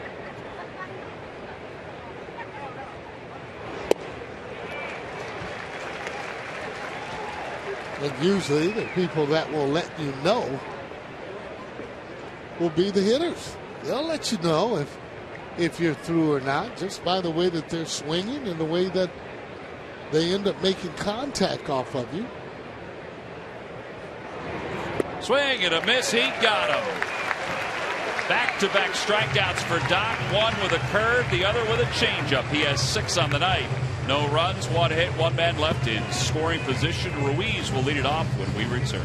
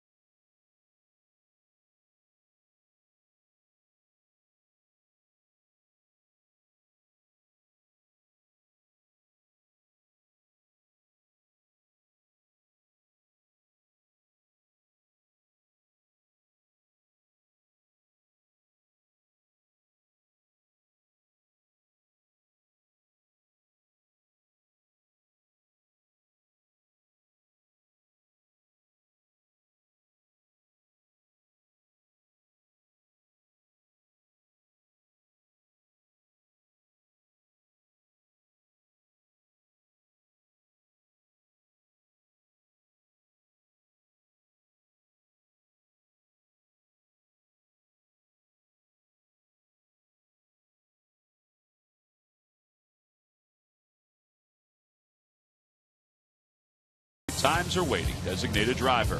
by the Quality Plus Ford stores. Go further and buy Xfinity, the official HD triple play provider of your Phillies. Bottom of the fourth inning, it's 7-1 in favor of the Phils.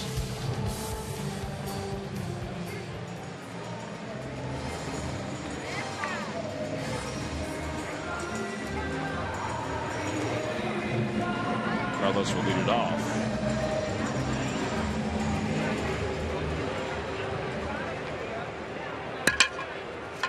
Carlos is 2 for 2, a double and a single. Yep, hitting that ball with some authority. Slowed his feet down for sure. And that's the pitch he normally was swinging at. Breaking balls, just putting those kind of balls in play. He's been giving himself a chance as of late, average up to 285. You can just see body language is totally different. Oh, boy. Totally different. He gets the confidence the way he has now. It's just he feels he can hit any pitcher. Just the opposite, however, when you're not hitting and trying to find your stroke. Doesn't matter who's out there pitching. Outside, ball 4. He just walked on 4 pitches to begin the 4th. And that'll bring Darren Ruff up.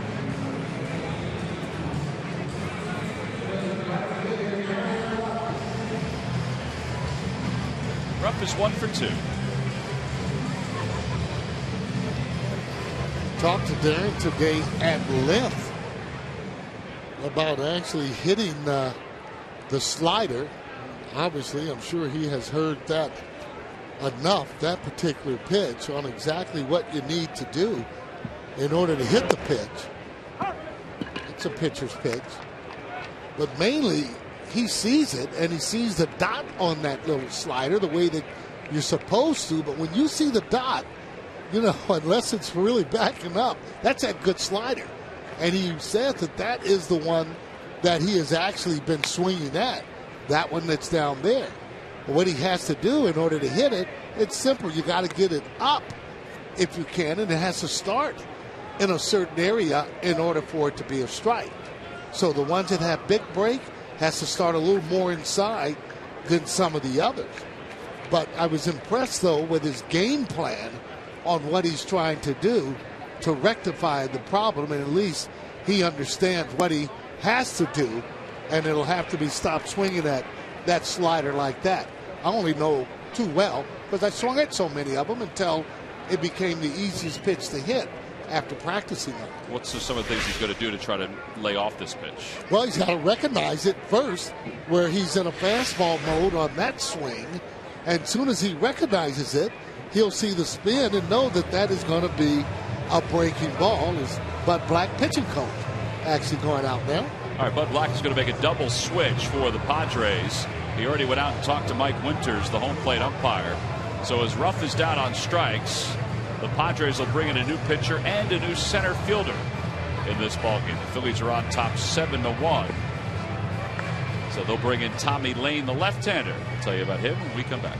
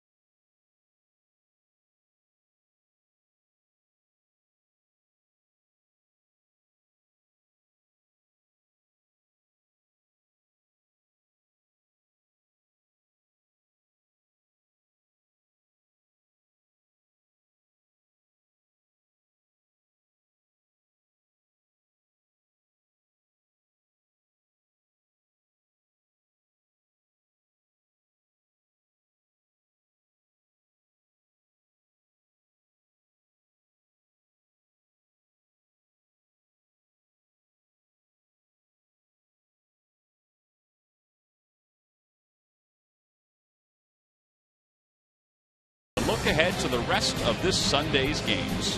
All that and more on Philly Sports Talk, only on Comcast Sportsnet. Well, some changes for the Padres. Fuentes comes into the ballgame to play center field. It's Raymond Fuentes. And Amarista moves from center field to shortstop. So Ronnie Cedeno is out. Tommy Lane is the new pitcher. So it's a little more than a double switch. So Lane, as the rain continues to fall here at Citizens Bank Park, loosens up out on the mound to face Cody Ashe with one out and a runner at first base. See Lane's numbers. This is just his 11th game with the big club. Well, you like those strikeouts. 7 1/3 inning pitch. 6 strikeouts, showing that he is around the plate. Obviously, this is not an official ball game at this point. Nope. Ruiz over at first. He walked to start the inning. The umpires will do whatever they can to try to get at least the top of the 5th inning. Outside, 1-0.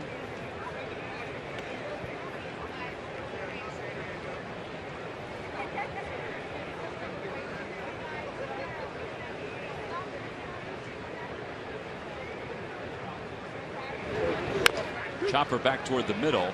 Jerko will run at Ruiz, and that's all we'll get. Good job by Carlos to take a few steps back to give Ashe a chance to get to first base. Yeah, he actually could have running back and then through the first base to get Ashe. It's really what he should have done. Once you get that runner's momentum going back, not a fast runner, you can get the runner there at first and then get them down in a rundown. Take a look at it. Now he should throw that ball. Should have had it in the other hand to throw it. Get the runner out. Now you have that runner in the double play, in the rundown for a double play. And it's not a quick runner either. No, exactly. So, I mean, you know who's running. He had his momentum going back.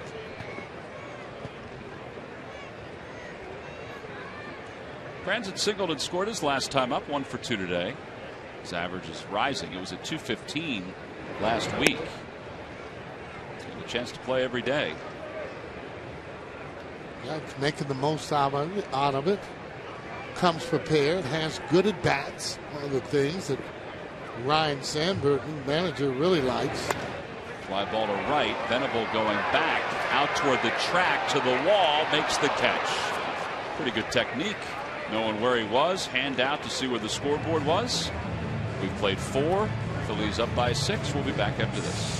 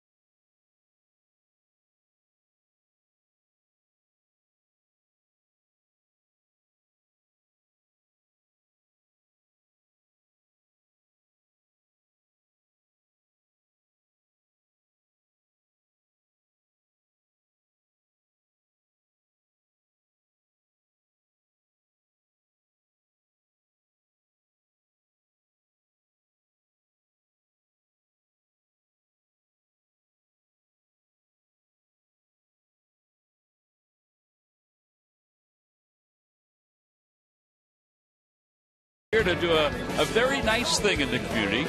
Donate some money, but also get to the mound and throw the ceremonial first pitch. Look at this, Sarge. Woof. Oh, wow, that's pretty good. Played the game at one point in his life. And he obviously is here for a very good cause, and our entertainment reporter, Greg Murphy, is standing by to chat with him. Go ahead, Murph. Well, thank you very much. Yeah, he played the game. He played the game not too long ago, a high school pitcher, and we saw a little bit of that here in Philadelphia tonight. That probably felt pretty good, huh? It did. I'm a little rusty. I could feel it. I'll be feeling it tomorrow, but it's good to be back out here for sure. Well, back out here, and as Tom just mentioned, back out here for a great reason. Part of the RBI program. You're traveling around to a couple of different ballparks. Why don't you tell us about that and what you're able to do to help some kids? Yeah, the RBI program with the MLB, we're partnering up and just trying to help. It's revitalizing baseball in the inner cities and just helping these kids out, making sure they can get out to the games, play ball, get some equipment, all that stuff that they might need.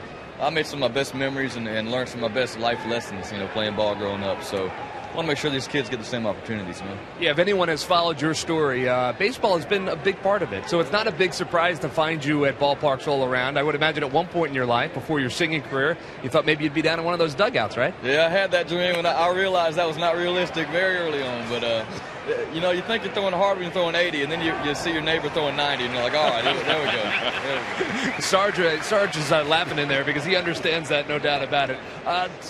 You're keeping a pretty busy schedule nowadays. Just finished up your second album, which will be, I guess, will be hitting stores soon, and also back in college. So, how do you juggle it all? Getting a chance to live your dream, but also being in school and doing all that. It's a lot of fun, and it is a 7 days a week type deal, and people ask how you do it, and I don't really have an answer more so than we just do it. And I go to school Monday through Wednesday, and Thursday through Sunday we hit the road, and it's just kind of a good time for us. We're enjoying it. Well, that was a broken bat right there, I guess. As Scotty was talking, I heard the groan from the crowd. Yeah, it's just a terrific thing you do. When can folks expect to see that album coming out? October 15th. So we're excited. We've been working on it for the better part of a year now, and ready to get some new music out there. All right, well, I'm sure folks are excited about that. Scotty, welcome to Philadelphia. Good to see you, and good luck with everything. Thank you so much. Good to be back here. Guys, back to you. All right, Murph, thank you very much. You can hear some Scotty's song in the background there. I'll tell you, I met his dad tonight, as well as meeting Scotty. I'll tell you, his parents did a heck of a job with him. That kid is grounded. Yeah. He's a sophomore at North Carolina State, and I did a basketball game this past offseason, the NC State-Duke game, and he was there in the student section with his buds and cheering on just like any other student would. And honestly, it was a great answer on how you do it. You just do it, but I don't know how he does it. Well, like you said, good parents to start off with, and really the desire to finish his education and being able to sing too. I mean, wow. So I wonder, Murph should have asked him if he had time to even date it all these days, doing all the things that he has to do. Well, he certainly seemed like he was enjoying himself, even with the rain delay here tonight. Venable takes outside. It's now 3-2. I mean, just with the RBI program alone and giving equipment, you'd be surprised at how many of the kids need equipment. I visited some of those particular RBI programs, the one in Compton for sure. In California. And let's face it, they can always use balls, bats, shoes. One of the things that keep a lot of the inner city kids from playing is the equipment, because it becomes pretty expensive when you're talking gloves and shoes and bats these days. Outside, ball 4. Venable draws a 1-out walk, so that's the second walk issued by Doc tonight. And it'll bring Amarista to the plate. Well, all in all, Scotty McCreery is donating $50,000 to a handful of different cities. It's a 6-city tour. It began in San Diego, of course, here in Philadelphia. Later on this week, he'll be in Chicago at U.S. Cellular Field with the White Sox. Then he'll be in D.C., and then he'll be in Atlanta, where the Phillies will see him again. Wow. Later on this year. And Marista's 0 for 2. Takes outside.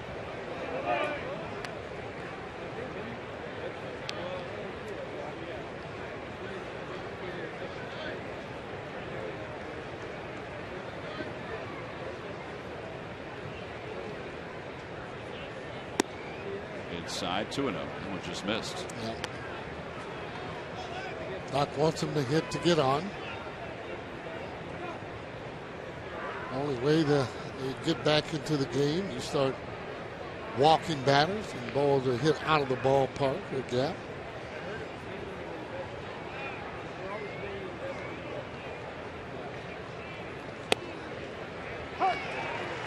So Doc's pitches by innings, and people always ask about pitch counts for certain pitchers. What's enough? Some people think that pitch counts are overblown. For Doc, there really isn't a pitch count. It's a feel for Rich Doobie and for Ryan Sandberg. Runner goes, the pitch is inside, no chance to get Venable. You know, they're just going to keep an eye on him and just let him go as long as they feel like he can go.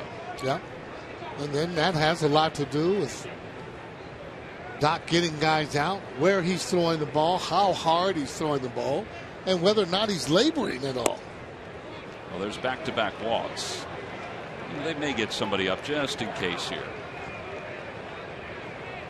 Phillies will wind down the schedule here at Citizens Bank Park with a 3-game series against the New York Mets on Friday, September 20th through Sunday, the 22nd. That's Fan Appreciation Day.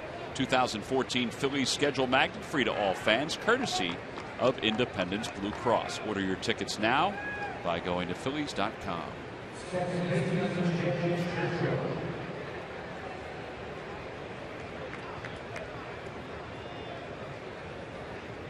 Turco struck out and singled in his first 2 at-bats. He wants the ball down, preferably down and away where he can get a ground ball and maybe get out of this mess. Good pitch.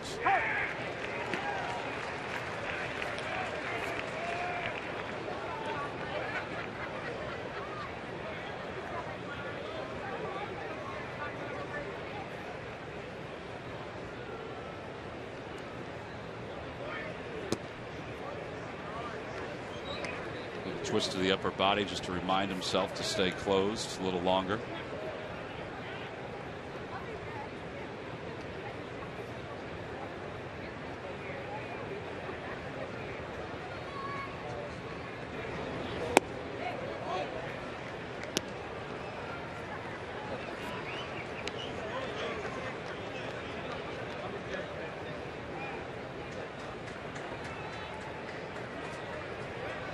Boy, a ground ball would be helpful right here.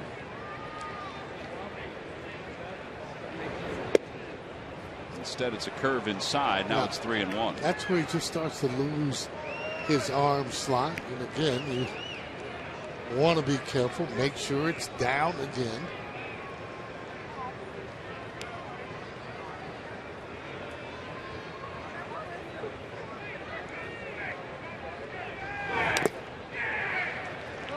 Carlos not putting down any fingers anymore, and that's for fear that another club is giving location. What he is doing is tapping shin guard or might go to the face mask. Each one of those spots that he touches, depending on whether or not it's the first one, second one, is the pitch that Doc is actually getting ready to throw. Not going to be putting down fingers on this one. Outside, ball 4, so 3 walks in the inning. Rich Doobie's going to go out to the mound just to give him a breather and also probably offer some suggestions with Chase Headley coming up. Yeah, this is when your veteran pitcher will get the benefit of the doubt more so than a rookie pitcher when he's not throwing strikes the way Doc is right now. Time now for our Coors Light Freeze Cab. We'll take a look at some of the grips that Doc uses to get his job done. There's the split. That's the changeup. First one was a curveball where his fingers were on the laces. And then that's probably the cutter right there. Yeah, and he will change that grip from time to time once he starts to warm up. There's your Coors Light Freeze Cab.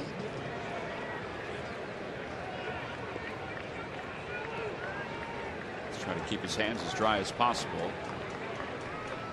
He's got a tough hitter in Headley, who who was hit by his pitch his first time up and then flied to right. DeFreitas starts to throw in the pen.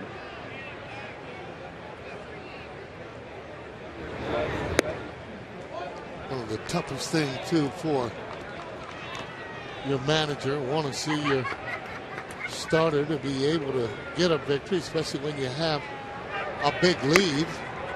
Then you're walking that line that you don't want to be giving those runs back. It's nowhere near the dish now. I would think Headley's just going to take another pitch. You're out of the zone that far. Don't want to help the pitcher out as a hitter. See whether or not he does that or go on and swing. And again, Doc not throwing the 93, 94 like we've seen him throw before. Oh, he does swing. Yep. Surprised by that? Yeah, I'm surprised because of so many balls and just about where they were.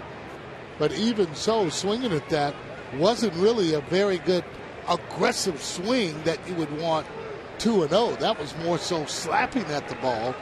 If you swing, that should be something that's in your wheelhouse that you can almost turn on.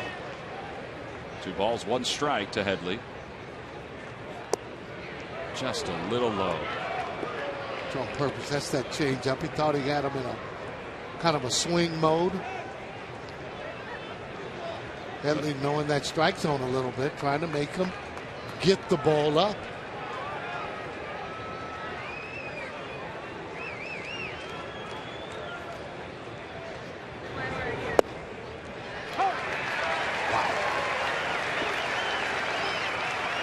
Well, you got to give it to him. He goes right back down there again, not giving in to the hitter.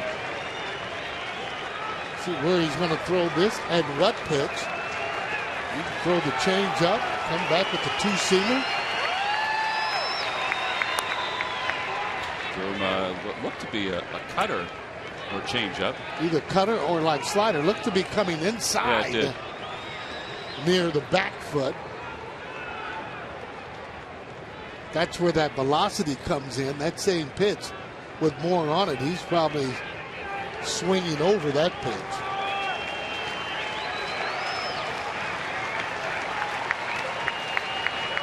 3-2 pitch. Fouled it away. That foul ball clanked off one of the speakers and popped right to the waiting hands of a gentleman in the first row in the 300 level. With Medica on deck, it's 3 balls and 2 strikes to Chase Headley. Phillies with a comfortable lead in the pitch. Another fly ball foul. That's how your pitch count will start to rise once you get those foul balls. Wow, 31 this inning. Here comes pitch number 32. And a curveball. Ooh, boy, that just missed. You got to have an eagle eye to take a pitch like that. Might have been a little bit down, but still a terrific pitch. Doc's not giving in to the hitter. So a bases loaded walk makes it a 7-2 game. It's the 4th walk of the inning for Halladay. Yeah, that's in a row. I mean, when's the last time you've seen that? I would have to think he's never done that before. I don't know that, but I would have to think he's never done that before. He has 5 walks tonight. Now Medica, who doubled his last time, struck out his first time.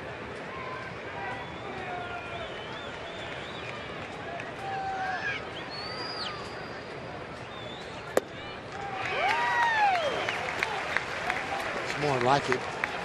Some of those guys up there that like to swing and swing early in the count. Little cutter, slide piece that got away from him for strike 1.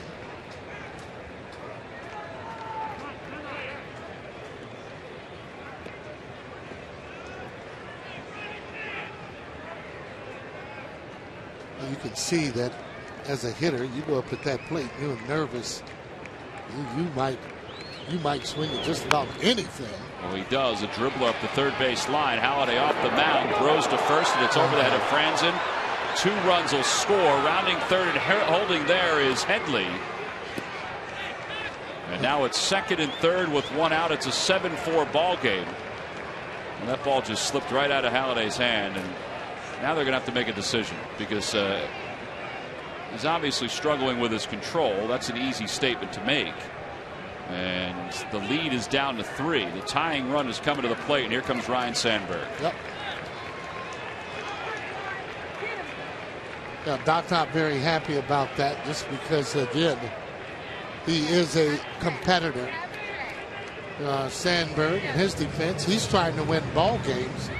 Not a popularity contest when he goes out there, but he's not very happy about that at all. Just because, again, the way he likes to compete.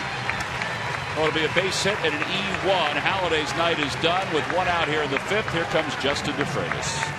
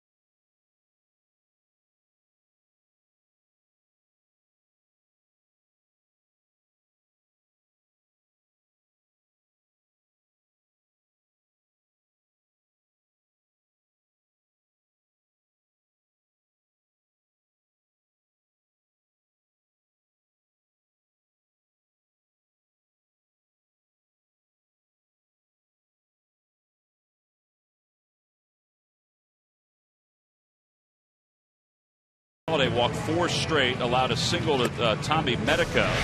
And as Doc was leaving, he was a little frustrated with Mike Winters. I think he felt like he had Chase Headley struck out. Headley walked with the bases loaded. I thought it was a good pitch, Sergeant. But again, Mike Winters saw a lot of pitches in that inning. He just didn't think it was a strike.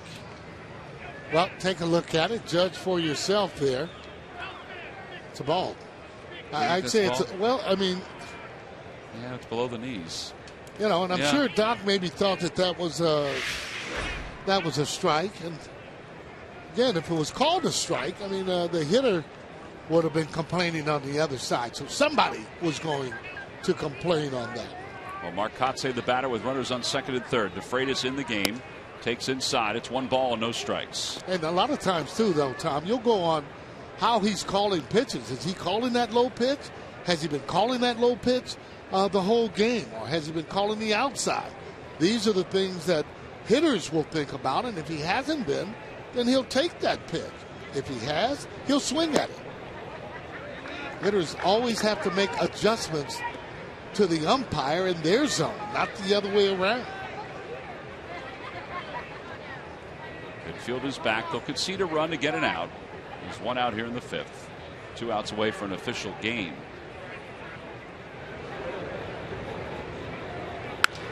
Out toward left center field. Hernandez is there. Tagging from third is Headley. Going to third is is Medico. Run scores a sacrifice fly. It's a 7-5 game.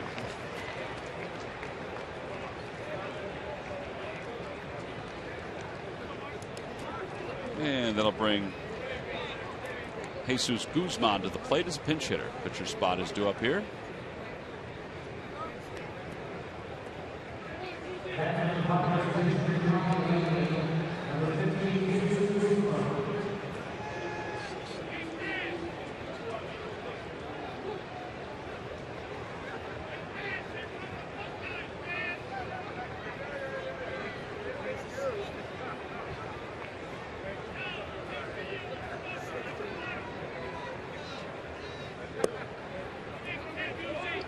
Got to tell you, for me, those are some of the toughest decisions you have to make as a manager. When to take out, your superstar pitcher. It's certainly one that has been one for a long time. I mean, when do you pull the chain there on him? Rhino's played this game as long as just about anyone. You have a feel That's what you do. You have a feel on that, on how he's throwing the ball. We talked about it earlier. Not necessarily the pitch count, but on how he is actually throwing the ball. He had already walked, 4 batters, and that was a huge play. Maybe if he had gotten that one out, Rhino would have elected to maybe let him go on and pitch. Out toward left field, Freddie Galvis is there, and DeFreitas gets the 2 batters that he faces here in the 5th inning. 4 runs do score in the inning for the Padres. They make it a tight game, but it's an official game as we go to the bottom of the 5th.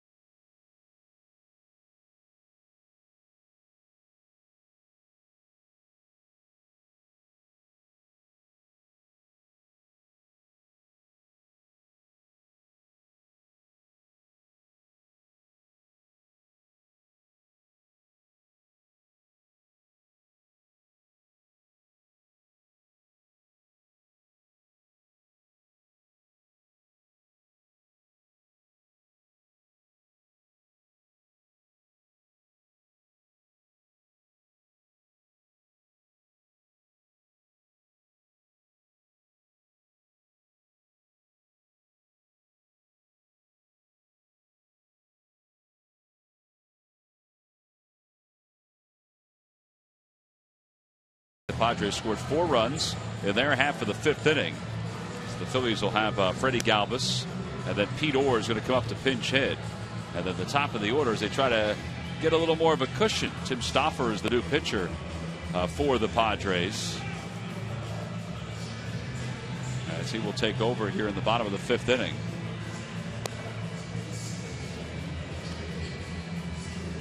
A chance to remind everybody that Fan Appreciation Day is Sunday, September 22nd, when the Phillies wrap up a 3-game series with the New York Mets. Tickets can be purchased at Phillies.com. All fans coming to Citizens Bank Park that day receive a 2014 schedule magnet, compliments of Independence Blue Cross. Well, there's Roy Halladay, who wound up going 4 1/3 tonight, 4 hits and 5 runs, 4 of which were earned, 5 walks tonight, and the 4 in a row in the 5th inning. He wasn't pleased with some of the calls that Mike Winters made. Well, I don't know about. I don't think he was all that bad there for me. I mean, I'd be the first to say it. If I thought the umpire wasn't calling strikes or maybe changed his zone.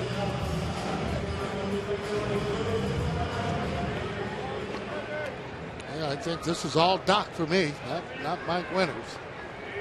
Well, Freddie Galvis will lead it off against Stauffer. The first pitch to Freddie. He's 1 for 2. He takes a strike. It's 0-1.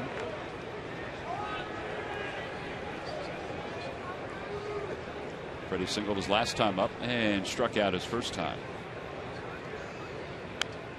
They play him basically the same way, Sarge, they play Cesar Hernandez, which is to go the other way and go shallow the other way. Yeah, everybody in, and once he starts to pop that ball, he'll get back a little bit.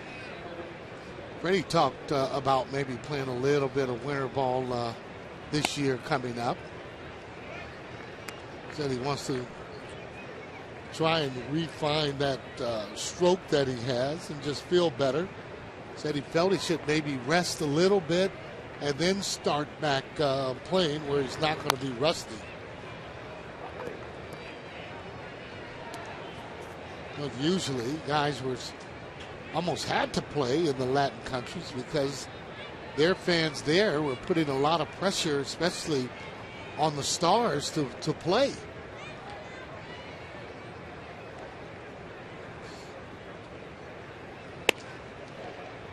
The other thing is, too, a lot of the parent clubs don't always want guys to play, especially if you're a pitcher. Everyday player, man, maybe a little bit different, but the pitchers,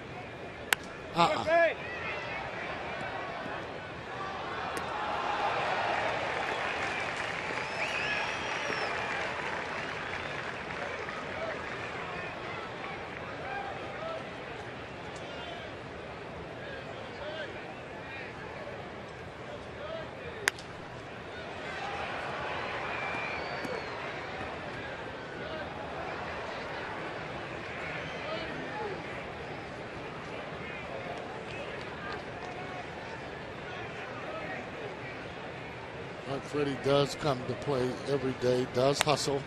And he gets a base hit through the hole on the right side. So he's 2 for 3 and 5 for 10 in the series. Yeah, that'll make you feel good.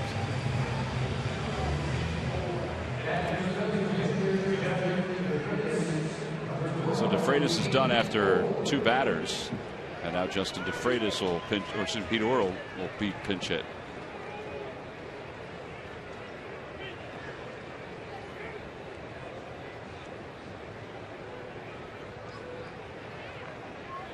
Cesar Jimenez is in the bullpen.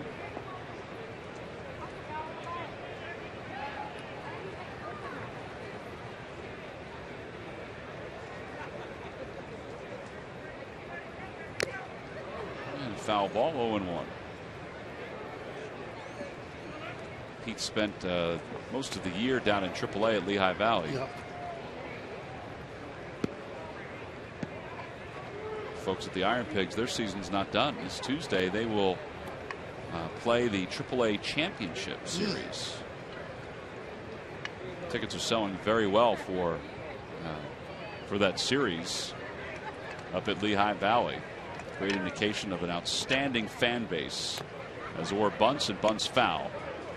Thought they may try that, Sarge, to try to get Freddie Galvis in scoring position. Yeah, I think he was bunting too, though, for a base hit. If he gets it down. He gets it down. There's no stopping him there. I thought he was trying to get it over to third base. Usually, if you're sacrificing, you're going to square around a little bit earlier than that. Swing and a miss, and Orr is struck out.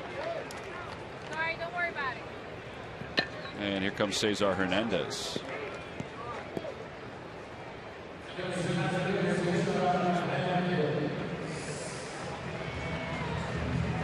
Hernandez has been on base 3 times in tonight's game. He's lifted his average up to 286.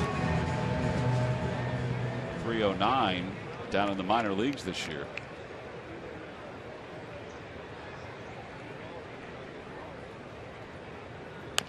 Ground ball right side. That's going to be a tough play. Can he beat Stauffer over to the bag? And he does! That was all about the angle that Stauffer took and the fact that Hernandez runs extremely well. Well, I tell you, not taking anything for granted, that's what that speed will do for you. Get you those kind of hits. Puts a lot of pressure on the defense. Take a look and see whether or not he's there or not. Wow. Might want to take a look at that again to throw it behind him just a little bit. See whether or not his foot gets there. That was really close.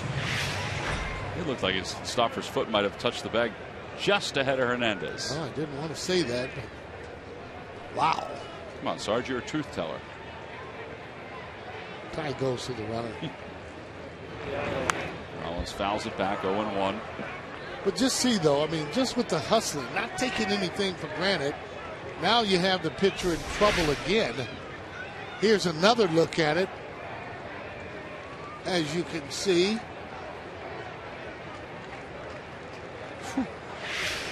Las Diaz was gazing at it.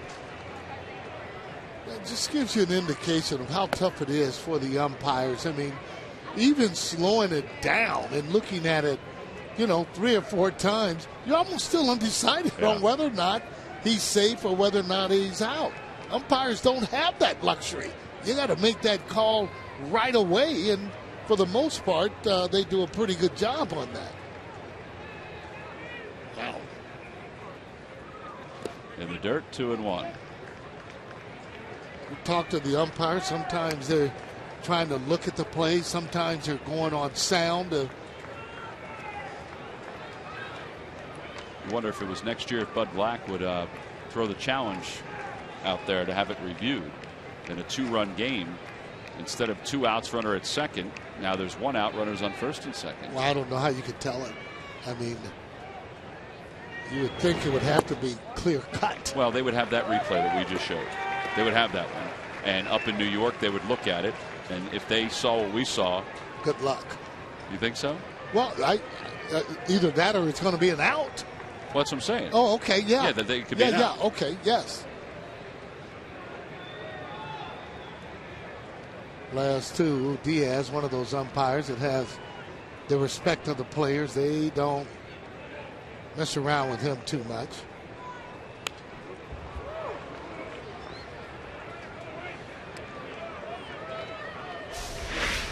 So they would look and see that. I'm assuming. Well, see, I don't know because look at Hernandez's heel. Right there. It looks like it might be on the bag. Well, Stoffers is there. Yeah, it's the toe. Look at his toe. His is there too. Yeah, that's what I'm saying. Stoffers, I felt his was there ahead of Hernandez, but it's tough to tell. Rollins fouls another one away. Remains 3-2. And it has to be kind of like football, conclusive to overrule the call.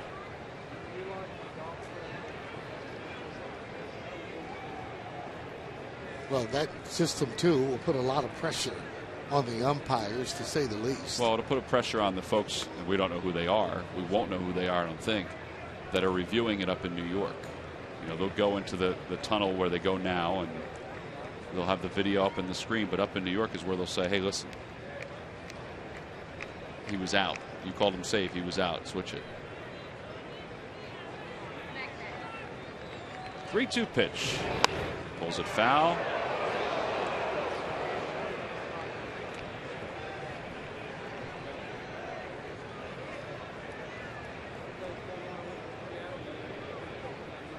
Jimmy looking over to make sure everybody's okay. Yeah, just a vicious line drive going into the stands. Always got to be aware when you're on the third base side or first base side when hitters are out. Get a lot of low line drives in the stands. Inside, ball 4. That'll load the bases. Rollins has walked twice tonight. He's been on base 3 times.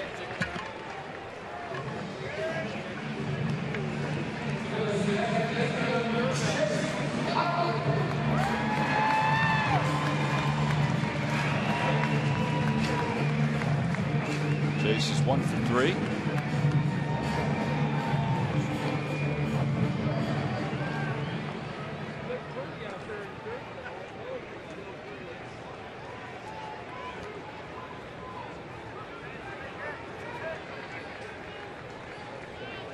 Chase looking to kind of widen the margin here a little bit. Out toward left center field. Long run for Fuentes. Boy, he got there quick. He makes the catch. Galvis tags from third. He'll head home easily. And it's an 8-5 Phillies lead. So sac fly for Utley. Raymond Fuentes got a good jump, but Chase Utley gets his second RBI of the night.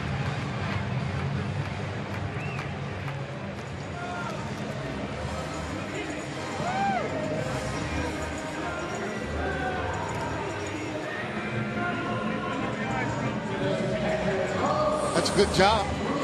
Sac fly, not wasting any time, picking on that first pitch. Fastball, a little up at the zone. And now Carlos, who is 2 for 2 with a walk.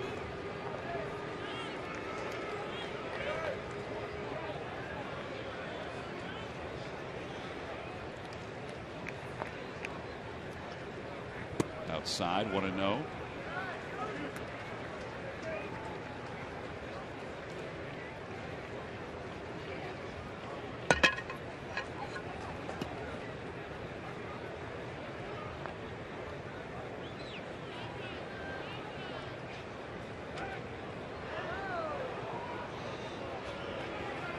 Hernandez wasn't going anywhere. He was just going a little too far off the second base bag. Yeah.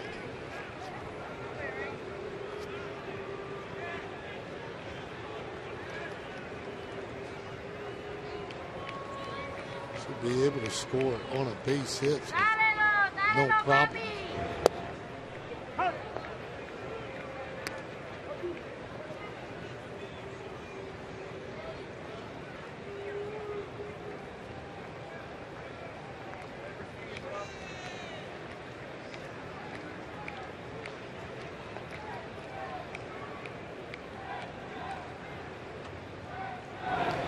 Inside, 2-1.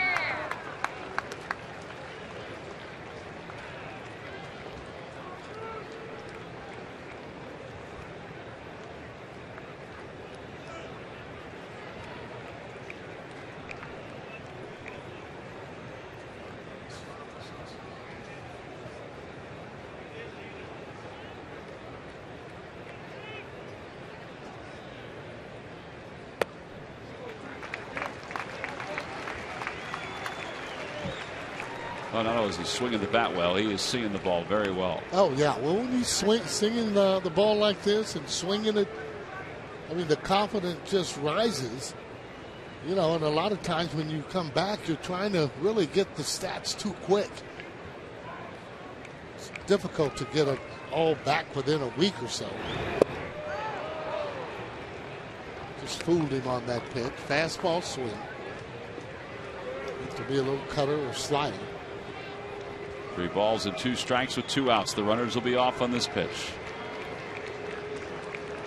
Just trying to make solid contact.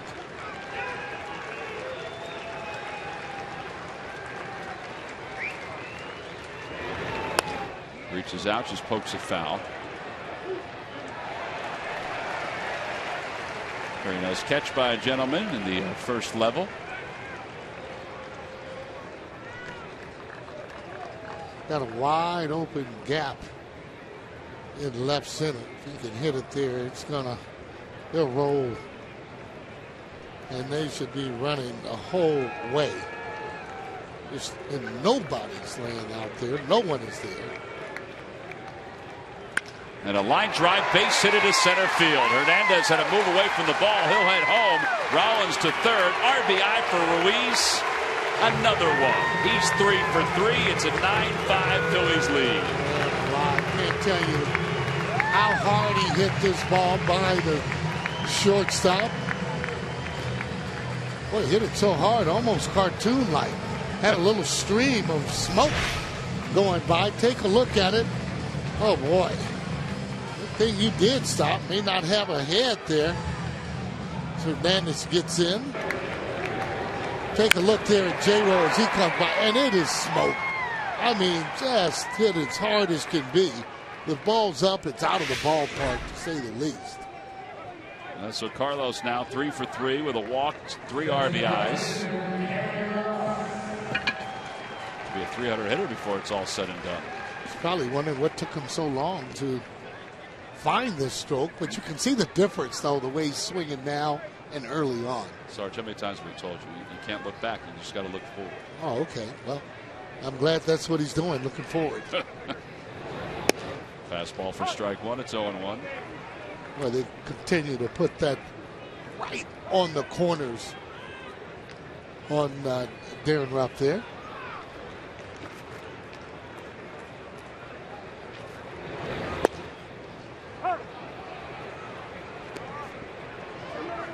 Well, he just took 2 fastballs. Got him kind of all out of sorts, I guess. Well, still, you got to stay with your strength. I don't care if you're striking out there on that slider there. You just got to make sure that you hit the fastball. Oh. Got another fastball. It's a called strike 3. He's been struck out 3 times tonight. That looked like it was a tad high. Yeah. Phillies will take a couple of runs here in the bottom of the 5th. Their lead is back to 4 as we go to the 6th here in South Philadelphia.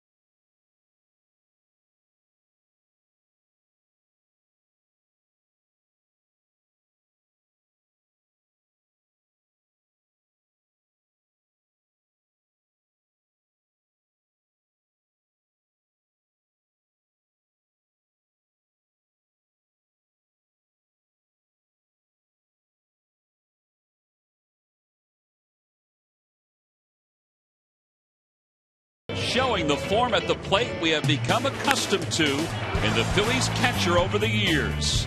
Carlos Ruiz got off to a very slow start with the bat this season following his suspension. The man behind the plate has since turned things around at the plate, batting well above 300 since the beginning of August. His offense has returned, and he is delivering with power and extra base hits. Chooch's production is a welcome addition to the Phils lineup, and it's brought to you by Independence Blue Cross. Live fearless. Well, Carlos Ruiz has had himself not only a good couple weeks, a good week, a good night tonight. 3 hits, 3 RBIs. He's helped the Phillies to a 9-5 lead as we go to the top of the 6th inning. And they're going to have to lean on their bullpen for the rest of the way, obviously. Cesar Jimenez is next up out of the pen. This is his 12th game. 1 win and a 2.25 ERA.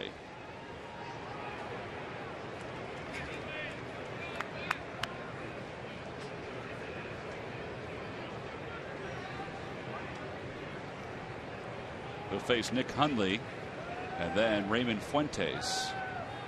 And then the top of the order. First pitch swinging. Fly ball to shallow right center. Cesar Hernandez is getting some work in. He's running from side to side, and he makes the catch. He's having fun. Well, the first night we saw him, he did look a little tentative.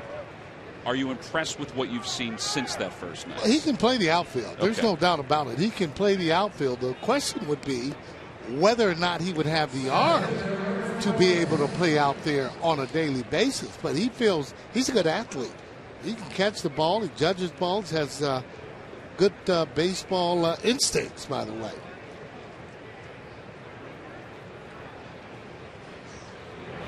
Fuentes takes strike one. It's 0-1.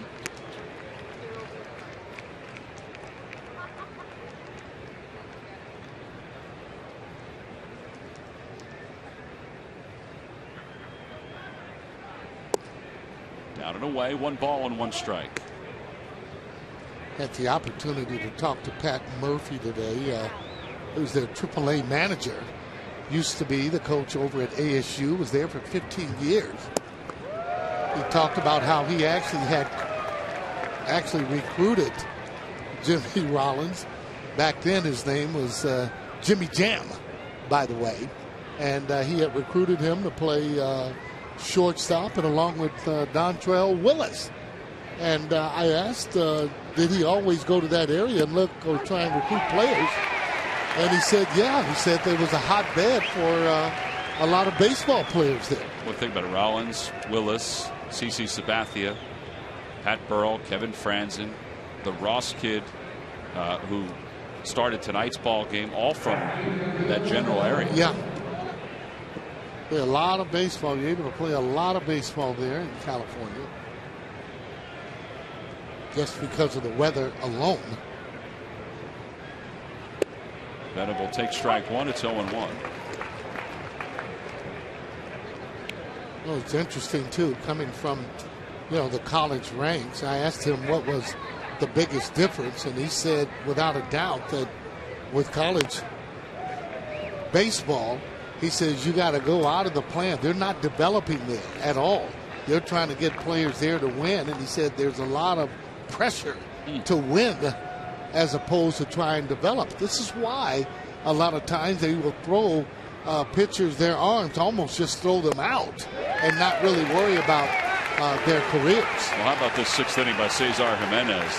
Excellent precision with every pitch. Middle of the 6th, Phillies on top, 9-5.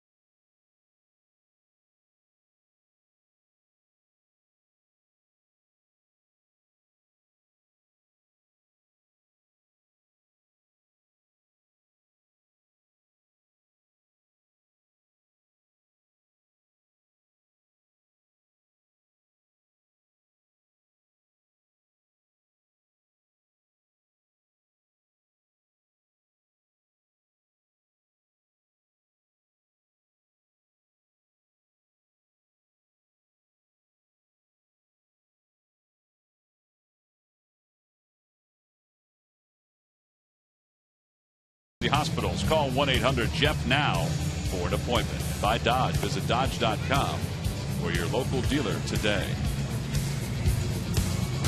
Last of the sixth. Sarge, we just had a 1-2-3 inning in the top half of the sixth inning. Yeah, it's nice. In fact, according to my scorebook, that was the first and only 1-2-3 inning of the night. So speaking of that, it might be time to remind everybody that every time the Phillies pitchers do that, Comcast will make a contribution to Phillies charities. Phillies baseball is brought to you by Xfinity, your home for the most live sports, giving you all your favorite sports all year long. Colt Hines is the new pitcher for the Padres. Hines with a 9.64 earned run average. This is his 19th game since coming up for the minor leagues.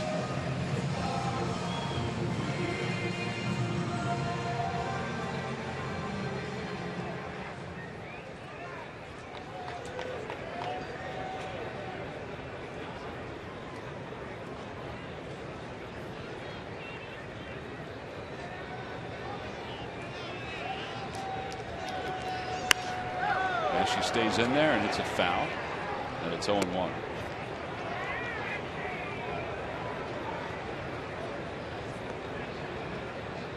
I think one of the reasons they feel that Ashley's going to be such a good hitter because he does have good at bats against left-handed pitching, doesn't bail at all. It's a pitch there, though, that you want to be able to handle, because once you get him in there, hard to hit that breaking ball that's going away from you. So you got to be able to handle and hit the pitches that you can. Can't be following them straight back. Boy, he just missed his location. That ball is supposed to be outside.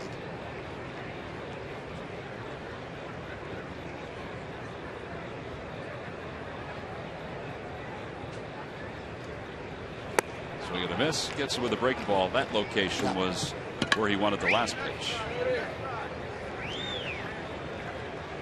Oh, we just mentioned it. The International League champions against the Pacific Coast League champions. That's right. The AAA championship will take place Tuesday at Coca-Cola Park. 7:05 is the scheduled first pitch. The ultimate tailgate party begins at 2 o'clock, featuring an appearance by the world-famous Budweiser Clydesdales. Free parking for fans arriving prior to 4 p.m. Tickets starting as low as $11. Order now at ironpigsbaseball.com. There's only a couple hundred seats left, I think, the last time I checked today.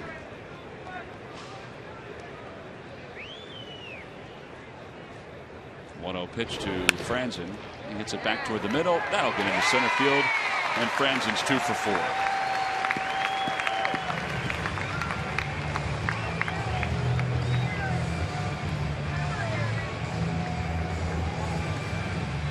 So one away, and they'll bring Freddie Galvis up. Galvis is 2 for 3. Some of the folks from the Iron Pigs were here tonight. We had a chance to visit there several years ago. Yeah. When they opened up the stadium. It's a sharp place. I was there a year later, and was up there for a high school tournament. Stopped by to look at the park again. I mean, it's just a beautiful place. Oh, a lot of the minor league ballparks these days are almost like amusement parks, if you will.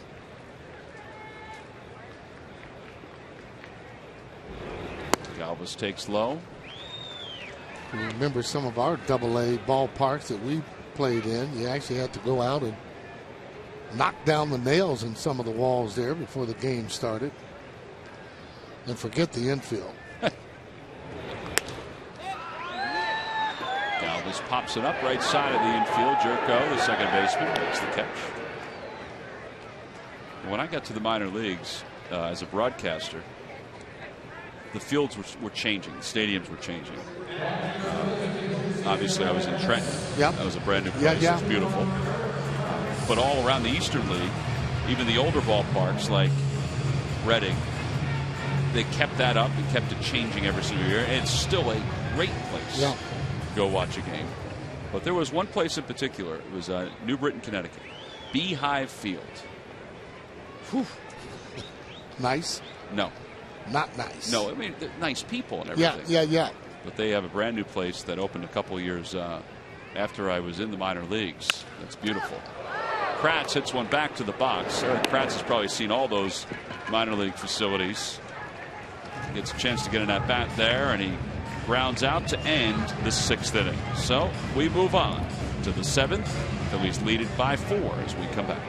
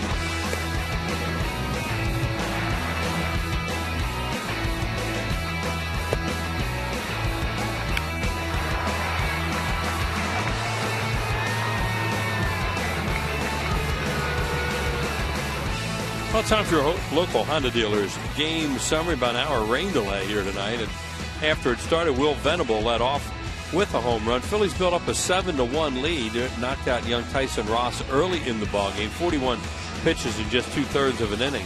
Roy Halladay had the lead, and then he started to walk some batters.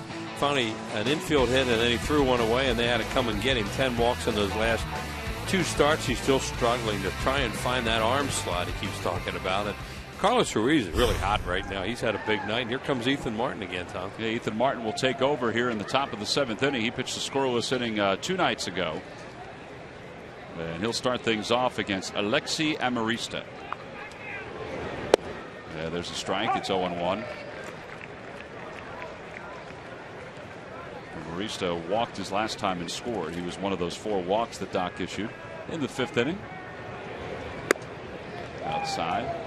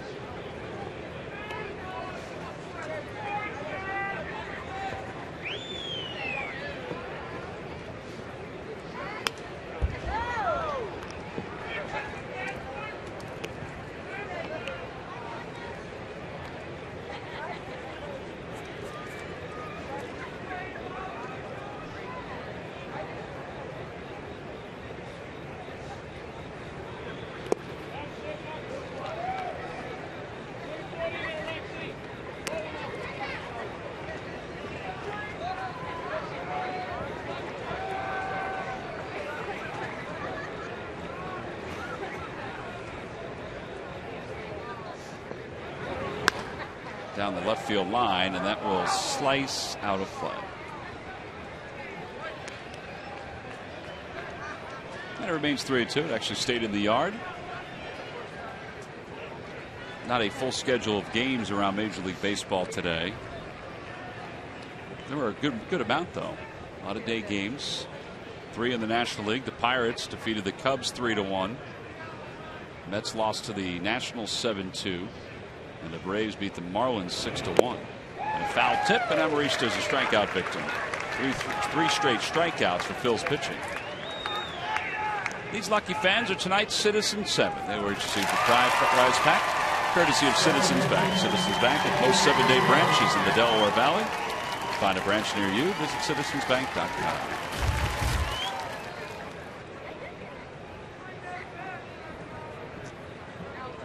There's Jerko, who's 1 for 2. Outside, 1-0.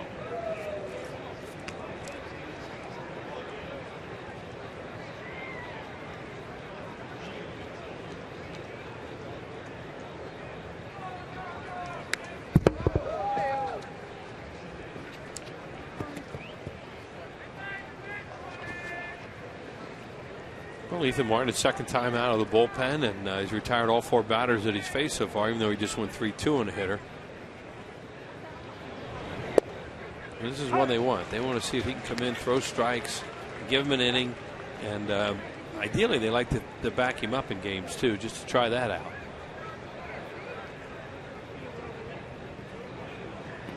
Check swing. Did he go? And no. This is Laz Diaz. It's 2-2. You wonder if it's an easy inning if they'll give him 2. I doubt it because of what you just said, that they want to back him up eventually. Right. And they're thinking about him as a 1-inning guy or a situation guy. So, yeah, it's unlikely they do that. Plus, they've got some rested guys out there with a lot of extra arms right now, and they can see their way through this game if they'll stop walking people. I'm sure Bud Black felt the same way on his side. Once again, the 3-2 pitch. High fastball that's lifted to right center. Darren Ruff settles under it. He'll give way to Hernandez, who takes charge for the second out. Looks like he's having fun running guys off fly balls. I thought the same thing. We were talking about that before, going left field, left center field to right center field. That's what you're supposed to do. If you can high fly balls like that, you can get to now. Don't make it ridiculous and go all the way over to left or right. But in those cases, call them often. Here's Headley. RBI his last time on a bases loaded walk. 0-1. He had a really good at bat his last time up. Took that curveball. 3-2 count. And then the little infield hit. They only had 1 hit in that inning. It didn't leave the infield, and they got 4 runs out of it. Here's the 0-1 pitch. Just a little low. 1-1. Martin coming in at 95, 96. And that's what he could be able to do for an inning. Line drive caught by Jimmy Rollins twice. He grabbed it, bobbled it, and then had it for good. She liked it, and it's a 1-2-3 inning for Ethan Martin. This ball was absolutely smoked by Chase Headley. In, out, and then in again. Jimmy Rollins' glove.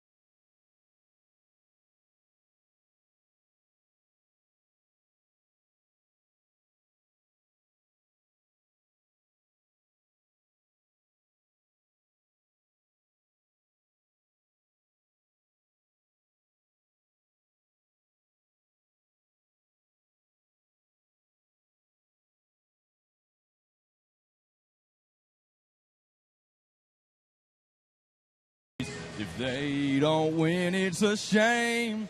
For it's 1, 2, 3 strikes, you're out at the old ball game.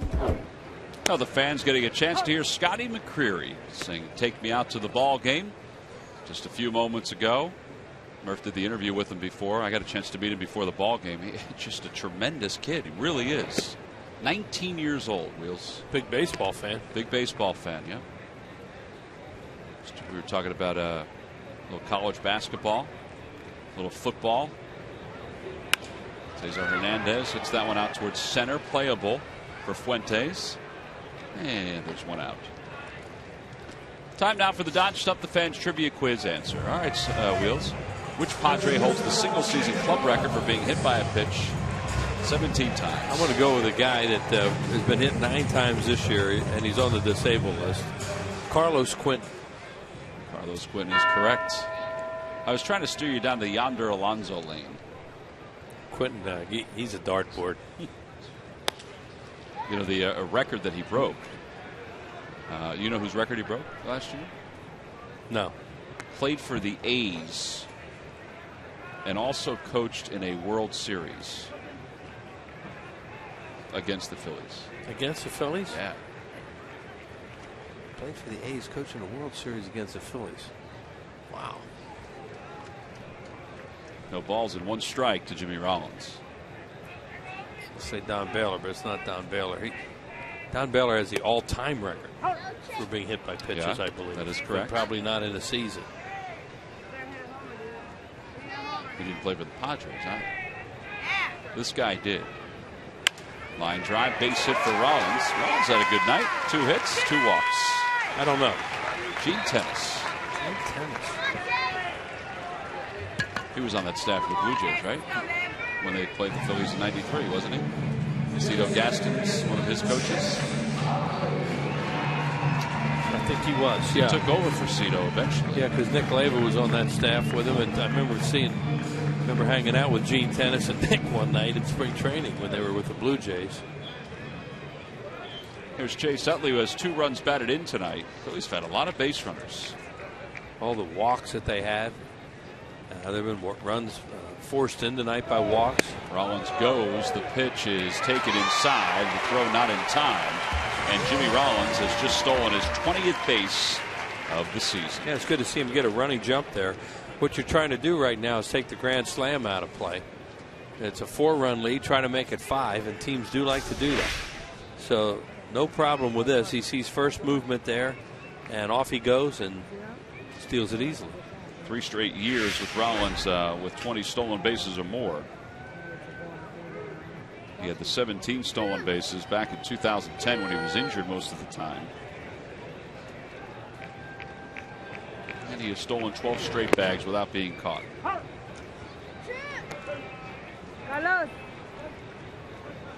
He's been running around tonight. Well, the Phillies over the years have been a high percentage stolen base team. They're not a team that just runs crazy. When Davey Lopes was here, and it's continued, not to the point that when he was here, because guys can't run as well as they used to, and Victorino's not here anymore.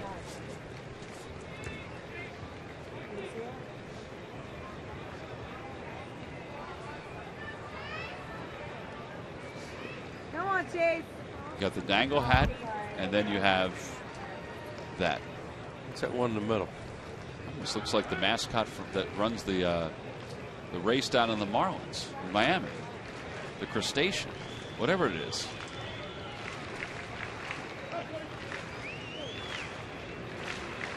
So those are eyes, huh?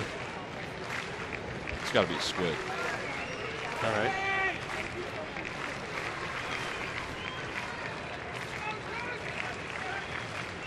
They had a play on it second. The only problem is that the pitcher didn't realize there was a play on it second. Yeah, it didn't step off.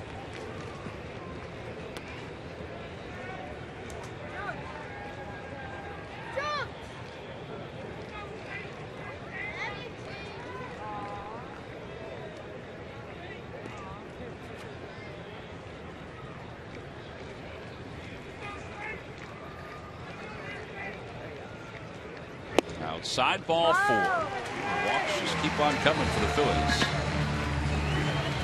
Tell you what, they have been very patient tonight. And now Carlos Ruiz, who has been the hottest hitter for the Phillies, and Freddie Galvis. At this point, Bud Black surrendered a little bit too. There's nobody up in their pen, and they have a whole bunch of right-handers who can come into this game. He just said something about that being ball 4. Yeah. You know, he's a pitcher. Bud Black was one of those command guys, control guys, could throw the ball over the plate. So when you see that, that really has to be frustrating. He was a crafty left-hander.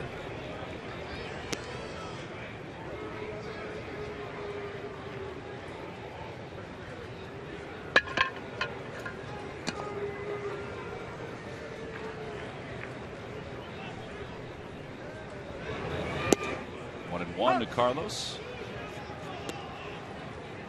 B.J. Rosenberg warming. Yeah, that's where they've gotten the game to the point now where, you know, Martin and Jimenez did a great job after Freitas' 2/3 to get them to the point where they can use Rosenberg. And that ball's off the glove of Hundley. It'll allow Rollins and Utley both to move up.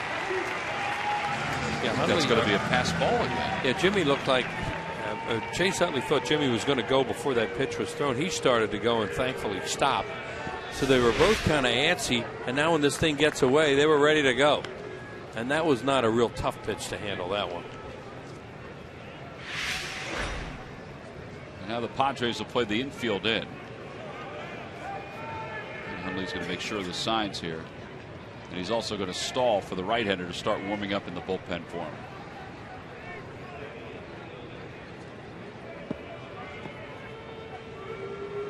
Yeah, you figured sooner or later they're going to get somebody up with all those pitchers they have available. I think they're going to walk Ruiz intentionally. Yep. Yeah, and then go get the right-hander for Ruff. So 3-1 now to Carlos. Carlos will now be walked for the second time tonight. And there's ball 4. And Ruff is due up.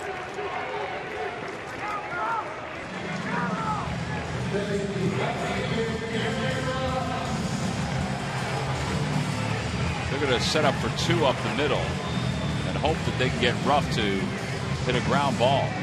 We thought they'd make a pitch. Here we go. Here he comes. Well, that right-hander just got up too. Well, that's why they were really stalling for as long as they possibly could. But I guess it's the guy that gets ready fast. But Black has not signaled just yet. Right, he'll go out there and stick around a little bit, and then maybe the umpire will come out, and that'll make you make the move.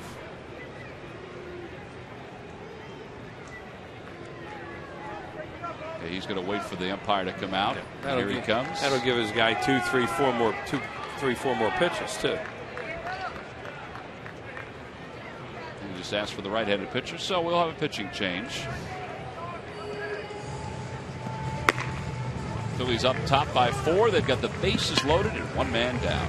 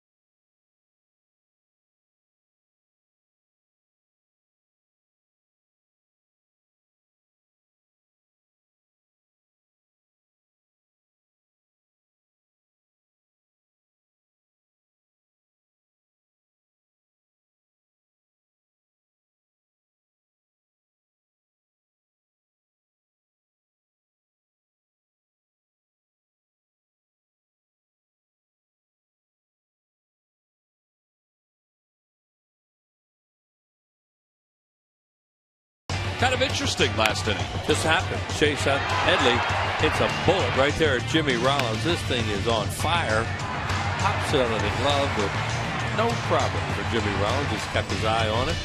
Grabbed it for the final out of the inning. Our Hyundai defensive play of the game. Well, Brad Brock is the new pitcher for the Padres. Kid out of Monmouth University in Central Jersey. Speaking of Jersey, how about the fires that were at the Seaside Heights Boardwalk today? It's awful. Think of where people have been. That's where that roller coaster was in the ocean, isn't it? Yeah, it's the same area. It's about a half hour from where I grew up. I used to go to that boardwalk all the time. Not only go to Point Pleasant, but also go mostly to Point Pleasant, but then go to Seaside Heights. But you know, our hearts go out to all the business folks, and folks that have lost even more now after the hurricane last year. Uncle. Firefighters are coming from all over New Jersey, Wheels, to help fight that fire. Evidently, the winds were really strong down 30 to 40 miles an hour. Yeah, you didn't feel that here, obviously. That certainly contributed to the way it spread. First pitch to Darren Ruff is taken for a strike. It's 0-1. We saw last night all the Philadelphia police officers and firemen that were here with the flags around the infield. You think about those kind of folks when situations like this, when it's that, when it's that terrifying. Yeah.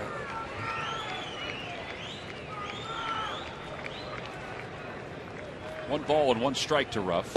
Takes inside, 2-1. Really struggled here tonight, but one swing of the bat here can make it all worthwhile for him. They play a lot of the Phillies hitters to go the other way.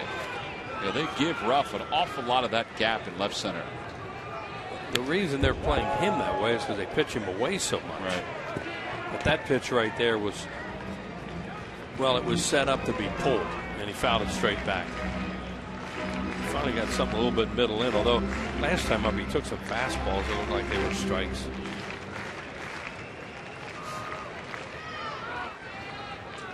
Two balls, two strikes. Low, ball 3.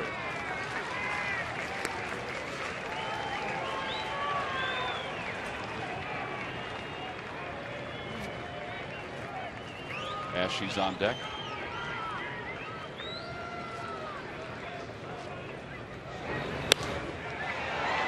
High fly ball down the left field line. Kotze running in. Also there's Amarista. Amarista makes the catch, but Rollins will score. He tags from third and crosses the plate. It's a 10-5 Phillies lead. It's good base running by Jimmy Rollins, because as a shortstop he knew what was going on out there, that if the outfielder doesn't catch that and an infielder has to catch it somehow, they're going to have a tough time trying to throw him out at home plate. And as soon as Amarista made the play that should have been made by Kotze,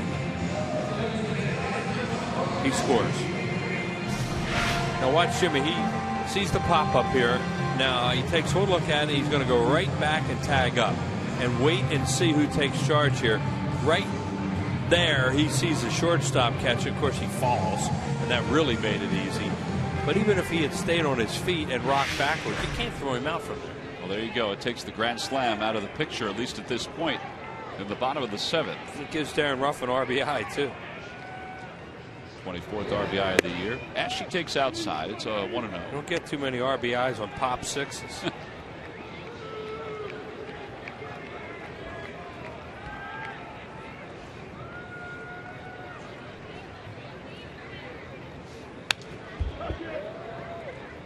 Phillies trying to finish off this homestand on a positive note. They lost 2 of 3 to the Nationals.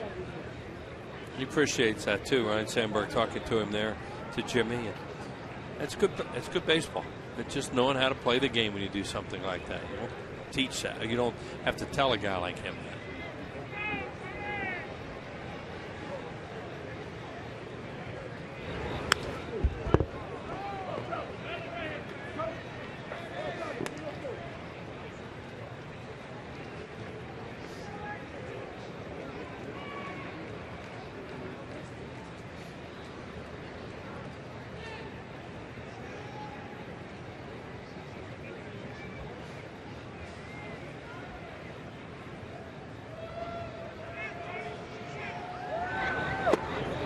Change up, and the side is retired here in the 7th. Phillies do get a run, though, to make it a 5-run lead Jimmy Rollins scores from third on a sac fly.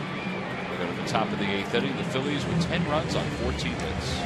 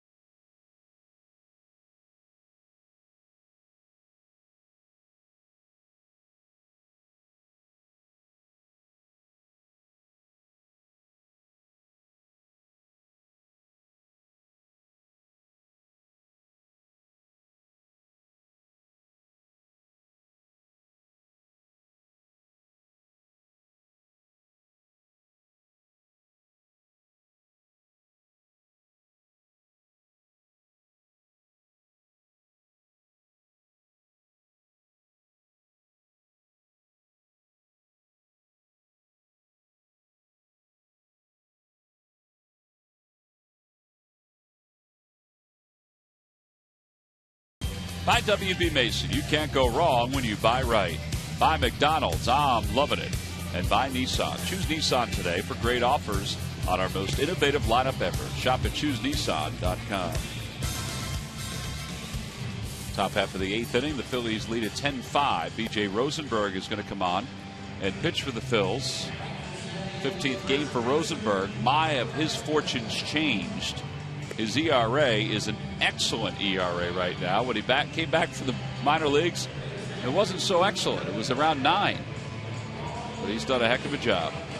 Yeah, he's really found a role right now in the bullpen, along with Jake Diekman. And September, you're not in the pennant race. You have to take all those things with a grain of salt. But these two guys have really done a job to the point where you think we can go into next year and have something here. And then you get into games that really mean something early and trust them and see what happens. Rosenberg will face Medica to start things off. Medica's 2 for 3 tonight.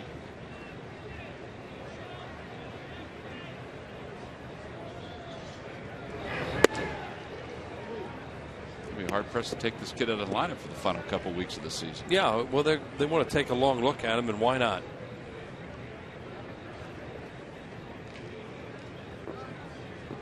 But Black has a few guys on the disabled list, like Carlos Quinton, Yonder Alonso, Cameron Maben. That one goes right back to the mound. Whoop. Right in the lights. Threw a bar of soap up there. Yeah, and he threw it right into the lights on France, and you could see like he laughed a little bit, but you don't want to do that. He looked right up into it, and it would really have been embarrassing if he didn't catch that thing as slow as it was thrown. But if you can't catch what you can't see, watch right here.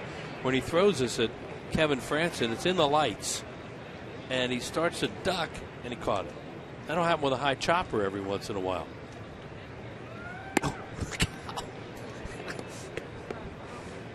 Imagine something coming that slow at you, you don't catch it.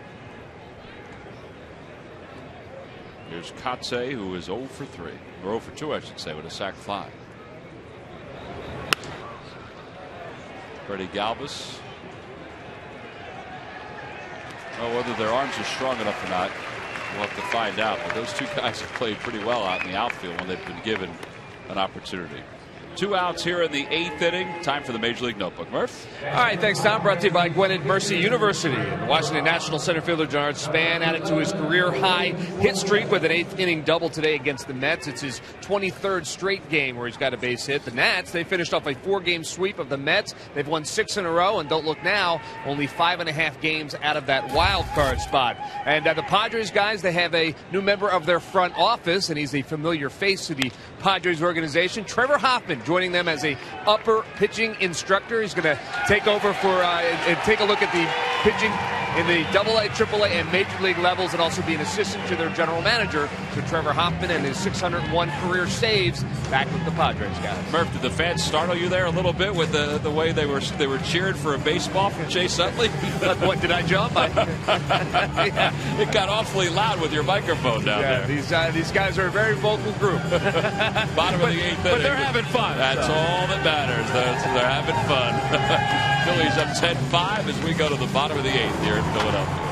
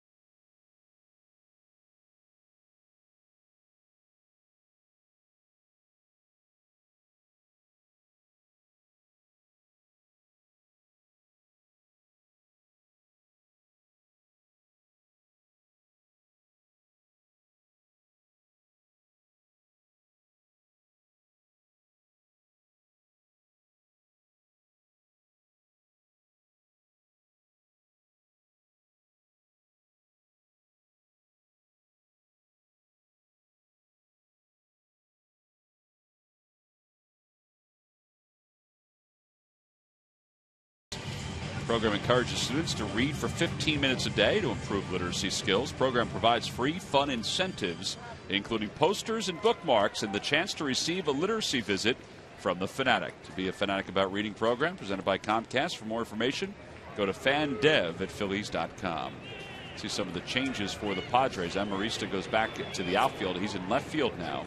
Forsythe is in the game at shortstop. Fuentes is in center, and Dale Thayer, the new pitcher. Kevin Franzen smokes one to right field. Venable makes the play. The kid is a heck of an athlete. So 1 out. Thayer pitched in game 1 of this series. This is the 66th ball game. Jake Diekman's going to pitch the 9th inning. Get him an inning of work. Well, give some credit to the bullpen. It began with DeFreitas, and then Jimenez, and then Martin. Yeah. They have a lot of base runners. They've retired 11 straight. And Rosenberg's in it. Yep. 11 in a row.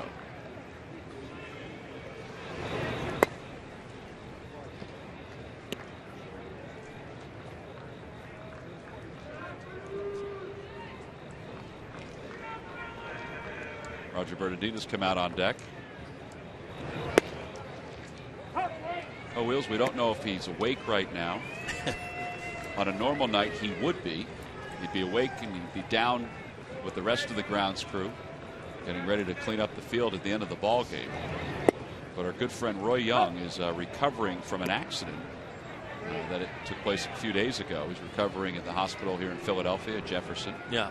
And we understand is doing remarkably well. Doing real well. I talked to Mike DeMuzio about it last night, and he said he'd give us a little more information when he could, and did tonight, and what you're bringing up right now. And a lot of people around here really care a lot about Roy, and he's been here forever. He goes to spring training every year and helps out on the fields down there. He was a caddy at Rolling Green for a long time. He has a lot of friends over there. And just a wonderful person. So happy to hear he's doing better. We need that fast-paced walk back here at Citizens Bank Park real soon. Yeah. Roger Bernardino pitch hits, and the first pitch to him is taken inside and low. 1-0.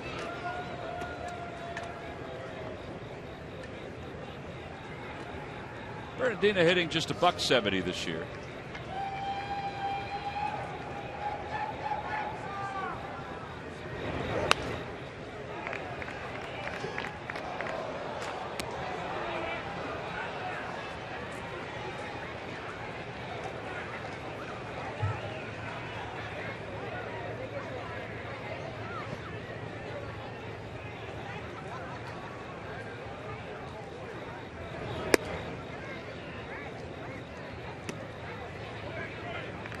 Padres are off to Atlanta tonight after this, as the Phillies are going to take their Amtrak train down to Washington after the game.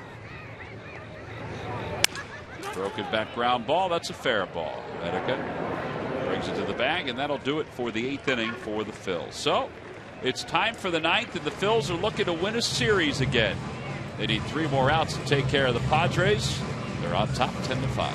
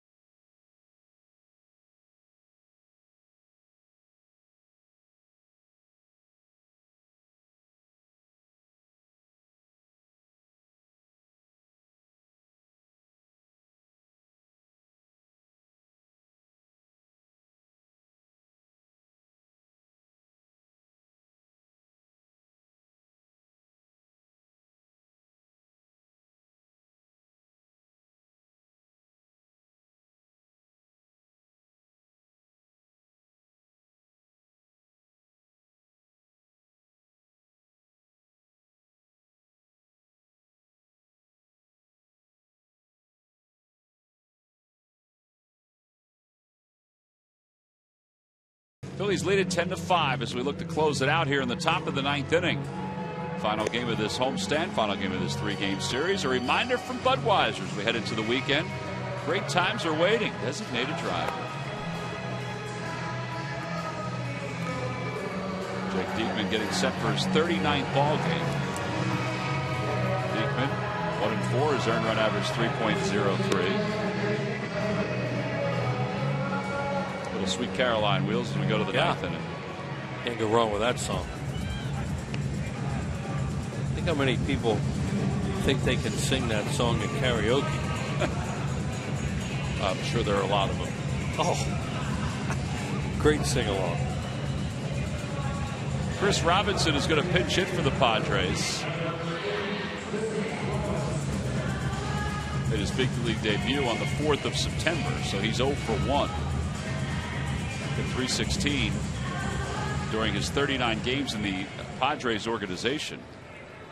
Padres picked him up from the Orioles. 9 professional years. He's played for the Tigers, the Cubs, the Orioles, and now the Pods. Swing and a miss. It's 0-1. 96 zipping by him. Yeah, they have to be saying, boy, these guys are bringing some arms at us right now. Martin, Rosenberg, and Diekman. This is like other teams when you face them. They bring in all these guys thrown in the mid-90s. Boy, it's nice to see it on your side. Out of play, 0-2.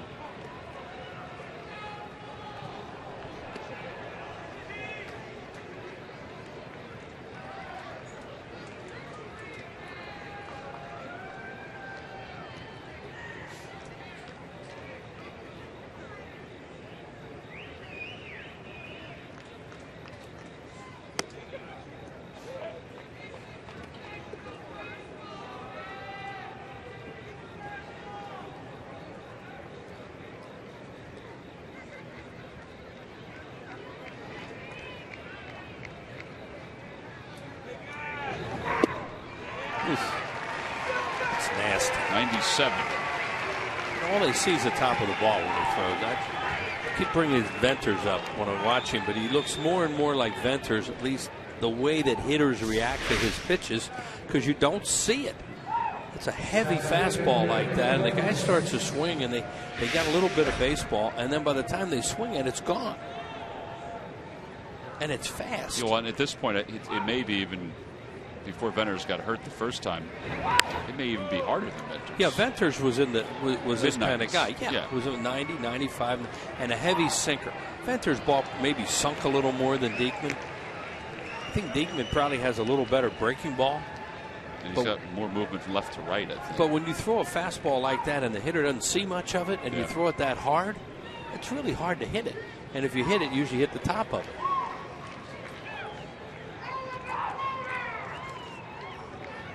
A 1 pitch. There's that breaking ball. It's 0-2. Yeah, left-handed hitters, more and more you watch them against him, they're just very uncomfortable. Jake has said over the last couple of weeks, as everybody's talked about how good he's been, he said for him, it's all about mechanics. His mechanics were very good right there, and he picks up a strikeout. Back-to-back Ks. There are 2 outs. Reminder coming up after the ball game, Ricky Vitalico's been hanging in there. He'll provide an in-depth analysis of this ball game only on Pure Auto Insurance presents Phillies post-game live. 5 strikeouts now for the Phillies bullpen.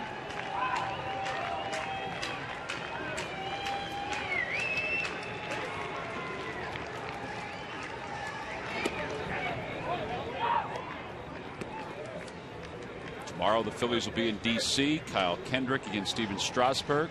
Both guys 2 games under 500, trying to get to 1 game. Within 1 game of 500. Phillies are looking to cool off the Nationals. Ground ball to short. This should do it. Rollins is up with it. Throws across the diamond. Nope, it's not going to do it. It'll be an E6. And for Jimmy Rollins, it's the first time in 45 games he has committed an error at shortstop. The Venable really busted it out of the box. He hit a little bit to his right and just didn't get after it right away. Here you see where he has to come for it.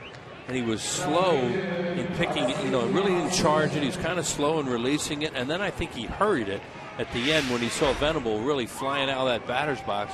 And he knew he had to hurry a throw that he probably shouldn't have had to hurry. Well, that's 10 errors now for Rollins. Phillies lead it by 5. No big deal at this point. Amarista is 0 for 3 with a walk.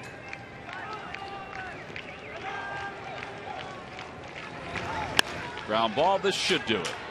We just said that, right? Yeah. That throw is on the money. Side is retired, and the Phillies have won the ball game and the series from the San Diego Padres. They win tonight by a final of 10-5. They do so rather convincingly offensively with 14 base hits.